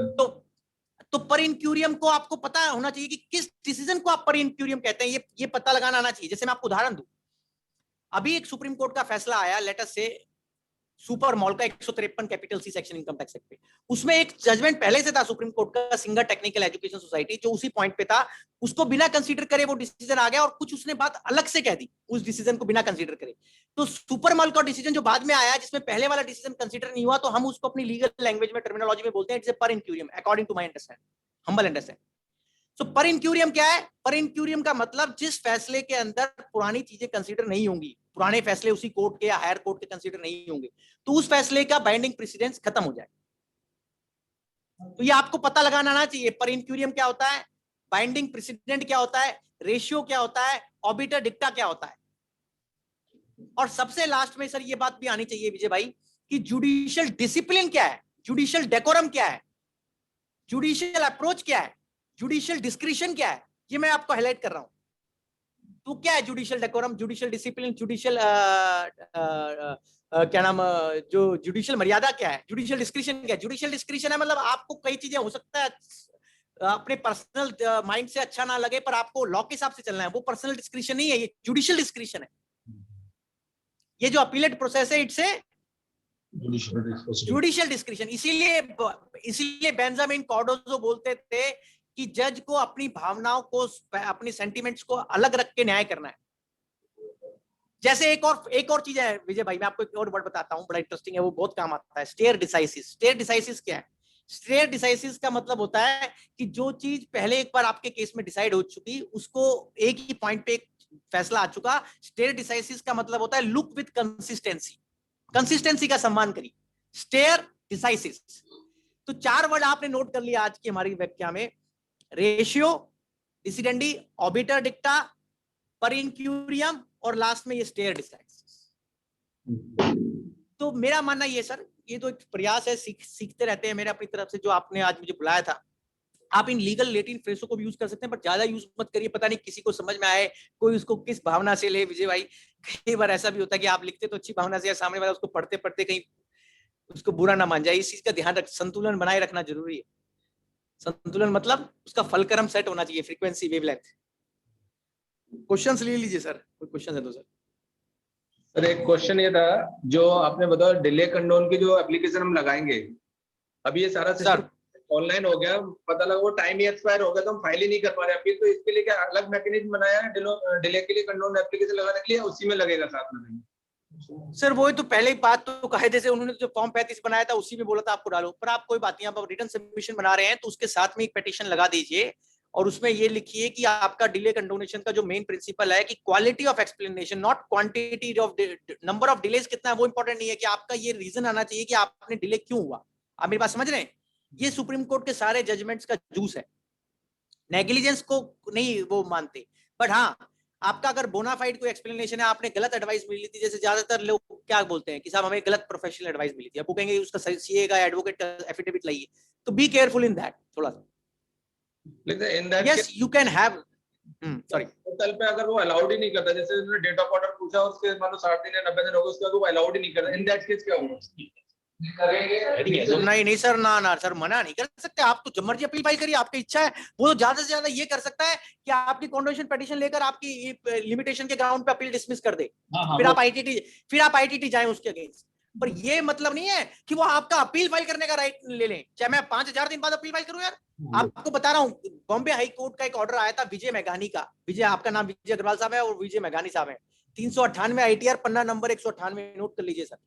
विजय मेघानी 398 ITR बॉम्बे हाई कोर्ट, 2900 दिन की डिले कंडोन की गई है, 2900 डेज। बॉम्बे हाई कोर्ट का लैंडमार्क फैसला, ये सब जगह फॉलो हो रहा है। 398 ITR बॉम्बे हाई कोर्ट, विजय मेघानी, तो उसको पढ़ने से आपको बहुत कुछ लाभ मिलेगा। 398 ITR विजय मेघानी Bombay high court, 2900 delays condone. उसको पढ़ के मेरा कहने का पर्पस क्या है, जब आप एक्सप्लेनेशन बनाएं कंडोनेशन की तो वो सावधानी से बनाएं, हर एक एक्सप्लेनेशन नहीं मानी जाएगी, ये मैं बताना चाहता हूं। जैसे मैंने बातों बातों में बोला ना आपको कि उसमें क्या माना कोर्ट ने ज्यादातर कि जब आपको मिस्टेकन प्रोफेशनल एडवाइस मिली, फिर वहां थोड़ा सा दिक्कत आती है कि आपको किसी प्रोफेशनल को उसमें उसका हलफनामा वगैरह देना पड़ता है। That's a point. तो इसलिए मैंने बोला कि बी कॉशियस। वो आप समझ गए मेरा मैसेज मैं कहाँ कहना चाह रहा हूँ। Don't burn yourself. कोर्ट्स के लिए बाइंडिंग होता है क्या सबऑर्डिनेट कोर्ट्स के लिए? सॉरी सर, क्या पूछ रहे हैं?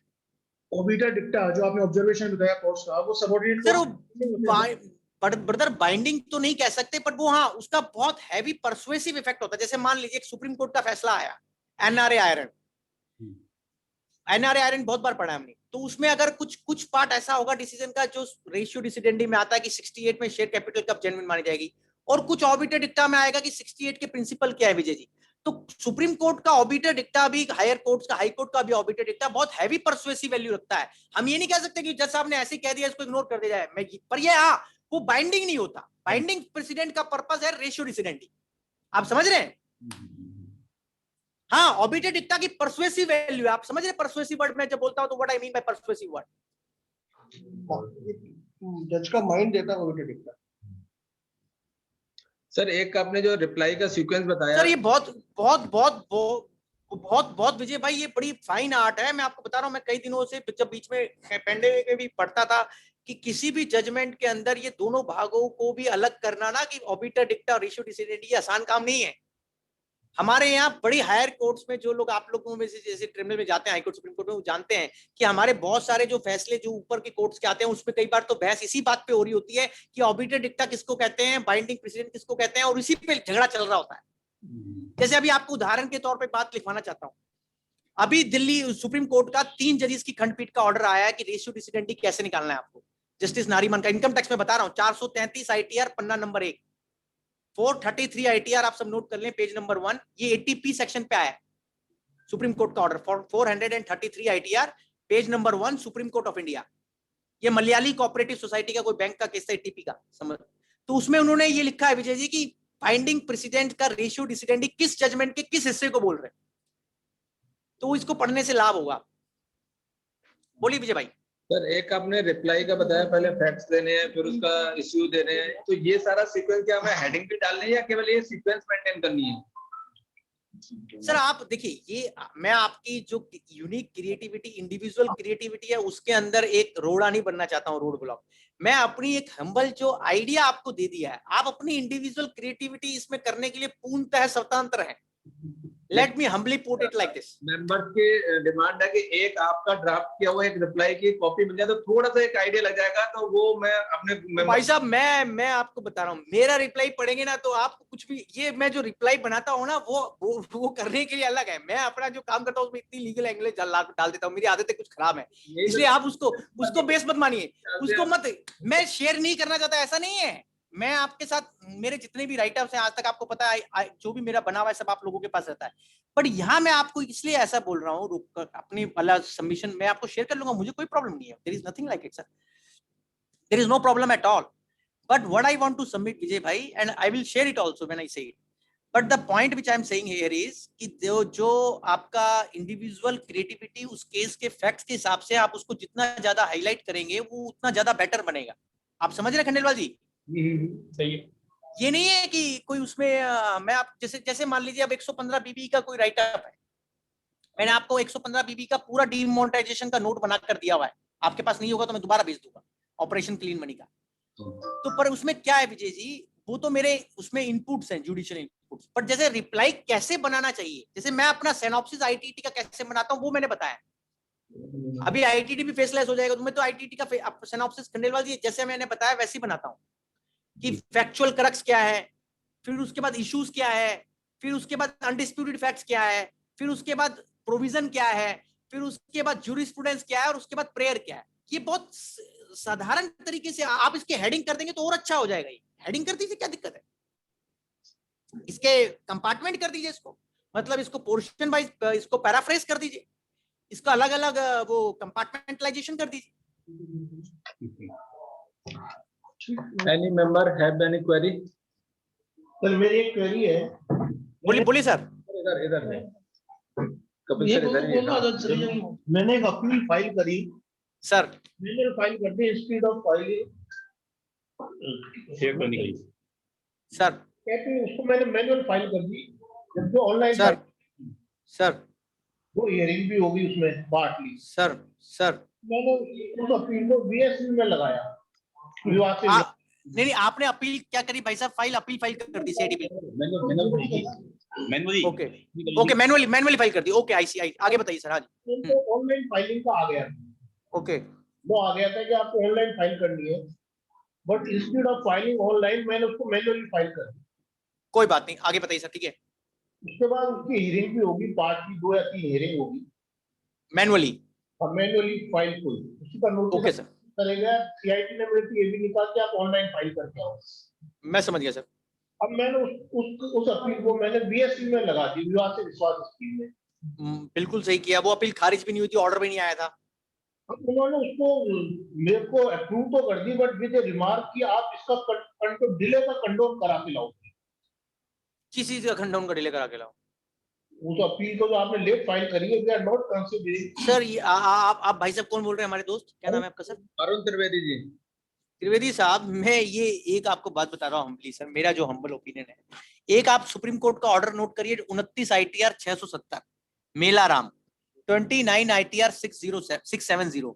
और ये ऑर्डर मैंने अभी आपको बताया था ना सर, मैंने शुरू कहां से किया था कि अपील की परिभाषा कहां से होती है, ये मैंने जान पूछ के किया था। ये इस कंटेक्स्ट में जो त्रिवेदी साहब पूछ रहे हैं, आप देखिए क्या पॉइंट है। मैं आपको सरल तरीके से सरल कर देता हूँ इस बात को। लेटर से विजय जी एक असेसमेंट ऑर्डर पास हुआ और उसकी 30 दिनों में अपील करी जानी चाहिए थी, नहीं हुई। आपने जब विवाद से विश्वास की 30 जनवरी की त्रिवेदी साहब डेट आई थी, उससे पहले एक आपने अपील फाइल कर रखी थी, पर उसमें बहुत सारा डिले था। Am I with you? नहीं कपिल जी, ऐसा नहीं है। उसमें डिले नहीं था, इलेक्ट्रॉनिकली फाइल नहीं की उन्होंने। नहीं वो कोई बात नहीं, मैं कह रहा हूँ एक, अब मैं समझ गया। इसका मतलब ये हुआ कि गोयल साहब जो मैनुअली अपील फाइल थी, वो चाहे प्रोसीजर रूल 45 का जो कहता है उसके हिसाब से नहीं थी, पर वो अपील फाइल थी, उसमें कोई ऑर्डर भी नहीं हुआ था। एम आई विद यू और नॉट? अब उस अपील पे त्रिवेदी जी बता रहे हैं कि मैं 2 बार चक्कर भी मारी आया था, ऐसे ही बोल रहे हैं।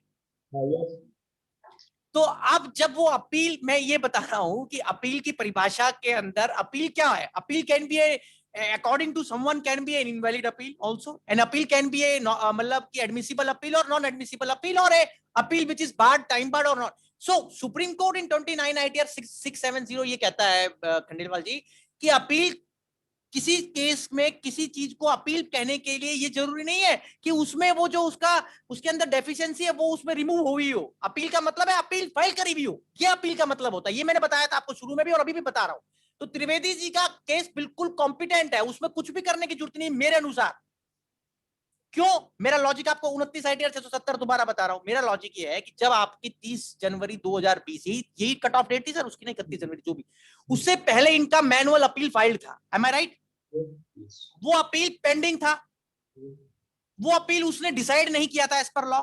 मतलब डिसाइड तब होता है जब ऑर्डर पास हो जाए और कम्युनिकेट हो जाए, वो डिसाइड भी नहीं हुआ था। तो इसका मतलब ये हुआ खंडेलवाल जी कि वो 30 जनवरी को अपील थी as per supreme court verdict, and it was. और जो विवाद से विश्वास एक्ट में अपील वर्ड डिफाइन नहीं है, आप नोट करिए मैं बात, इसलिए मैंने शुरू में आपको दोबारा जो अपील बताया, इतना राम कहानी, ये सब इसमें लग रहा है। कोई कॉन्डोनेशन कराने का जरूरत नहीं किसी चीज को सर, मेरे अंडरस्टैंडिंग में कुछ जरूरत है। Plain and simple case. Let me give you second illustration, I will give you a very interesting illustration. अभी आपने अभी एक ऑर्डर पास हो गया था विजय जी किसी का 2 साल पहले, लेट अस से सीएटीपी का या आईटीटी का। अब किसी ने कहा साहब गुल साहब हमने तो अपील भरी और अब उसको विवाद से विश्वास का गाड़ी चढ़ना है, ट्रेन चढ़ना है, बस पकड़ना है, तो क्या एयर फ्लाइट पकड़ना है। तो वो कहता है साहब गुल साहब मेरे को तो ऑर्डर नहीं मिला था, ये फैक्ट है। उसने एक चिट्ठी लगाया कि साहब ये ऑर्डर जो आपने पास कर दिया था अपीलेट अथॉरिटी ने, सर ये ऑर्डर का कॉपी मुझे दिया जाए, मेरे पास अभी तक ऑर्डर नहीं आया। तो अभी आप खंडेलवाल जी हंस रहे थे कि अब क्या हुआ, इसका क्या मतलब हुआ? इस लेटर आपने लगा दिया, आपको ऑर्डर की कॉपी ले लिया आपने, फीस जमा करा के सर्टिफाइड कॉपी। आपका जो अगले टायर पे अपील जाने का टाइम लिमिट है वो वहां से काउंट होगा लॉ में जब आपको सर्टिफाइड कॉपी। ये जनरली सेटल लॉ है ऑलमोस्ट मेजॉरिटी ऑफ कोर्ट्स। तो इसका मतलब ये हुआ कि जब आपने एप्लीकेशन लगा दी तो उससे वो आपकी 31 जनवरी को पेंडिंग हो गई अपील। ये मैं बताना चाहता हूं एक और नया पॉइंट जो मैंने बहुत ध्यान से आप समझिए। जैसे सीएटीपी का ऑर्डर आया 2 साल पहले, आपने आज ऑर्डर की कॉपी ली और आप अगर आज एप्लीकेशन लगा रहे हैं तो इसका मतलब 30 जनवरी को विजय जी वो अपील पेंडिंग थी। इसके पीछे क्या क्या लॉजिक है मेरा? सुप्रीम कोर्ट के डिसीजन कहते हैं कि एक ऑर्डर तब तक वैलिड ऑर्डर नहीं माना जाएगा जब तक उसकी कॉपी प्रॉपरली एसएससी को कम्युनिकेट। ये आपने नोट कर लिया आज एक और पॉइंट ये सर कभी सर ये ऐसा लगता है कि डिपार्टमेंट इस चीज को मान लेगा? सर डिपार्टमेंट मैं सर सॉरी अब डिपार्टमेंट हमारे यहाँ कितना वो आप देखिए वो डिपार्टमेंट के मानने की बात मत करिए मेरे से सर, कंडेला जी गुस्सा आता है। वो सर्च केस बताइए, दुनिया को सर्च केस लपेट दिया, 100 का 100 से शांति नहीं मिल रही, 125 मांग रहे हैं, बताइए कितना गुस्सा आएगा उसको देखकर। और फिर भी अभी अड़े हुए उस पे किस बात के लिए 125% मांग रहे हैं भैया मुझसे, और वो भी फॉर्म 5 रिवाइज कर रहे हैं, फॉर्म 3 दोबारा दे रहे हैं। ये कौन सी मनोरंजन कहानियां चल रही है सर यहाँ पर? मेरे यहाँ सर्च ही नहीं हुई, मेरा कोई वारंट ही नहीं बना, मैं सर्च का नागरिक कैसे बन गया? मेरे माथे पे कैसे लिख दिया गया कि मेरा सर्च केस है हरे रंग से? आप डिपार्टमेंट की बात करेंगे तो फिर मेरी आधी से ज्यादा बातें आपको ठीक नहीं लगेंगी सर, मतलब आधी से ज्यादा बातों वो फेल है, सब फेल। क्योंकि डिपार्टमेंट का जो पैरामीटर्स है, आप बताइए वो दिल्ली हाईकोर्ट का मैं जो भी बोल रहा था ऑर्डर, कृष्णा देवी का हमारे को जो ऑर्डर मिला है पेनी स्टॉक का, अभी दिल्ली हाईकोर्ट ने जो ऑर्डर दिया है, और अभी सज्जन कुमार जैन का कल परसों ऑर्डर आया, आप दोनों ऑर्डर पढ़िएगा पेनी स्टॉक के। सज्जन कुमार जैन और कृष्णा देवी ऐतिहासिक ऑर्डर बनेंगे, दोनों जनवरी 2021 और फरवरी 21 के ऑर्डर है, पर डिपार्टमेंट की थ्योरी से चलिए वो ऑर्डर गलत है। आप डिपार्टमेंट की अंडरस्टैंडिंग तो देखिए ना, 125%, what is this nonsense sir? It's a preposterous view. 125% क्या होता है? मेरा 148 हुआ है, मैं क्यों दूंगा विजय जी 125%? बताना। सतीश भाई तो लेख भी लिख चुका है, इनका लेख भी आ चुका है, और फिर भी हमारे, मैं तो इनको कई बार बोल चुका हूं, हमारे लीडर है, ये हमारा काम हेल्प ही नहीं करते। मैं इनको कई बार हाथ जोड़ के बोल चुका हूं, भैया मेरा ये मेरे भी बहुत क्लाइंट है, ये मानते नहीं, आपकी अप्रोच लगवा रहा हूं, इनको बोलिए भैया कि मेरा हमारा ये हेल्प करके करवाएं सीबीडीटी क्लैरिफिकेशन। नहीं सर, कभी जी इसमें जो 125% चार्ज कर रहे हैं, डिपार्टमेंट चार्ज कर रहा है जिन केसेस में, कुछ लोग हाईकोर्ट गए हैं उसके अगेंस्ट में, रिट के अंदर गए। सर ये खंडेलवाल साहब, see kindly allow me to intervene sir. Is it a thing which is to be litigated? ये विवाद से विश्वास है, विश्वास से विवाद है, या क्या विवाद है, ये क्या है? जहाँ बड़ा स्टेक में जाना पड़ेगा ना सर। मैं आपको जाने के लिए नहीं रोक रहा हूं, मैं तो जाना ही पड़ेगा। मैं ये कह रहा हूं विभाग के पार्ट पे कि एक आदमी विवाद से विश्वास में आया विजय जी, और उसने बोनाफाइडली 100% ऑफर किया। आपकी शांति कंटेंटमेंट ही नहीं हो रही 100% से। आप डिफरेंट कमिश्नर से 125% मांग रहे हैं, ये क्यों कर रहे हैं आप? और क्यों थोप रहे हैं मेरे पे लिटिगेशन? और ये विवाद नहीं है क्या? इज इट नॉट एनी विवाद? It is something else? मैं तो I am having full sympathies with that those people जिन्होंने बेचारों ने 100% बढ़ा।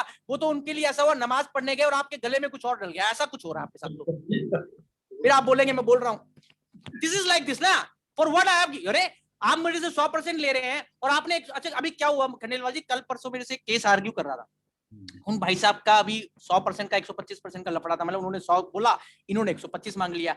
अब वो मेरे हिसाब से विजय जी वो डेक्लेरेशन वहीं खत्म हो गई जब आपने उसको ऑफर को एक्सेप्ट नहीं किया। That is my limited understanding. अब वो ट्राइब्यूनल में डीआर साहब क्या कह रहे हैं? कह रहे नहीं देखिए, इनको फॉर्म 3 हमने 125% का दे दिया, ये आईटीटी में गोयल साहब जो अपील आर्ग्यू कर रहे हैं, ये अपील आर्ग्यू करने की अधिकृत नहीं है। फिर मुझे बहुत जोर लगा बेंच को समझाने में कि सर ये अपील किसने फाइल करी आपके सामने? मैंने, मेरे आरसीसी ने। अपीलेंट कौन है? मैं हूं। लोकस स्टैंडाई किसका है? मेरा है। ये 100% का 125 मांग रहे हैं, और मैं विवाद से विश्वास में कुछ भी करूं, आप मेरी अपील को डिसाइड करिए। यहां पर इनकी बात नहीं सुन सकते आप। It is how department's prerogative whether to pursue my appeal और not. I am sorry. So अब खंडेलवाल साहब ये प्रैक्टिकल चीजें हो रही हैं, बताइए ये कोई तरीका है? आप पहले तो 100 से 125 मांग रहे हो, फिर उसको वो दिखा रहे हो गन पॉइंट की, नहीं देखो तुमने यहां हमारे को फॉर्म 1-2 फाइल कर दिया, हमने तुम्हें फॉर्म 3 दे दिया, अब तुम्हारा आईटीटी का अपील अपने आप खत्म हो गया। क्या फॉर्म 3 आने से आईटीटी का अपील अपने आप खत्म हो जाता है जब तक मैं विड्रॉ नहीं करूंगा? तो but this is the height of, मैं आपको एफिडेविट, आपको ये सीआईटी साहब का रिटर्न रिप्लाई दिखाऊंगा, कल परसों की बात है। आईटीटी में बहुत बहस चली, फिर भी जज ने कहा चलो गोयल साहब अभी आप थोड़ा सा कूल डाउन हो जाओ, फिर बाद में सुनेंगे। मैंने कहा सर ये कोई ऐसा नहीं है, ये अपील मेरी है, मैं आप न्याय के लिए आया हूं, डिपार्टमेंट न्याय के लिए नहीं आया।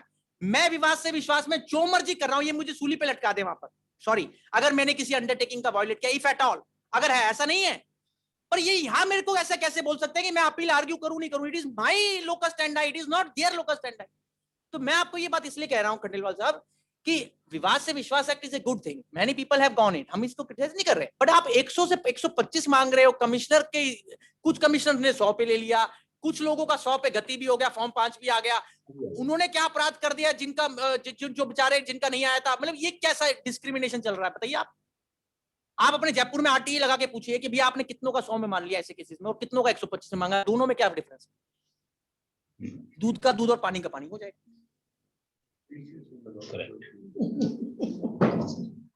ये कोई तरीका नहीं होना चाहिए सर, ये आप आरटीसी से भी रिप्रेजेंट कराइए मेरी हमल सॉल्यूशन क्या है? बहुत बड़े स्टेट जयपुर 125 पे किया है। नहीं सर साउंड प्रॉब्लम आ रही है आपकी साइड से? आपको मेरी आवाज आ रही है सर? सर अब आ रही है। सर आप इसका बोलिए विजय भाई। 125 सॉरी सर, मेरे केस में क्या हुआ? सबसे पहला उनस तो सीपीडी भाई क्या गया?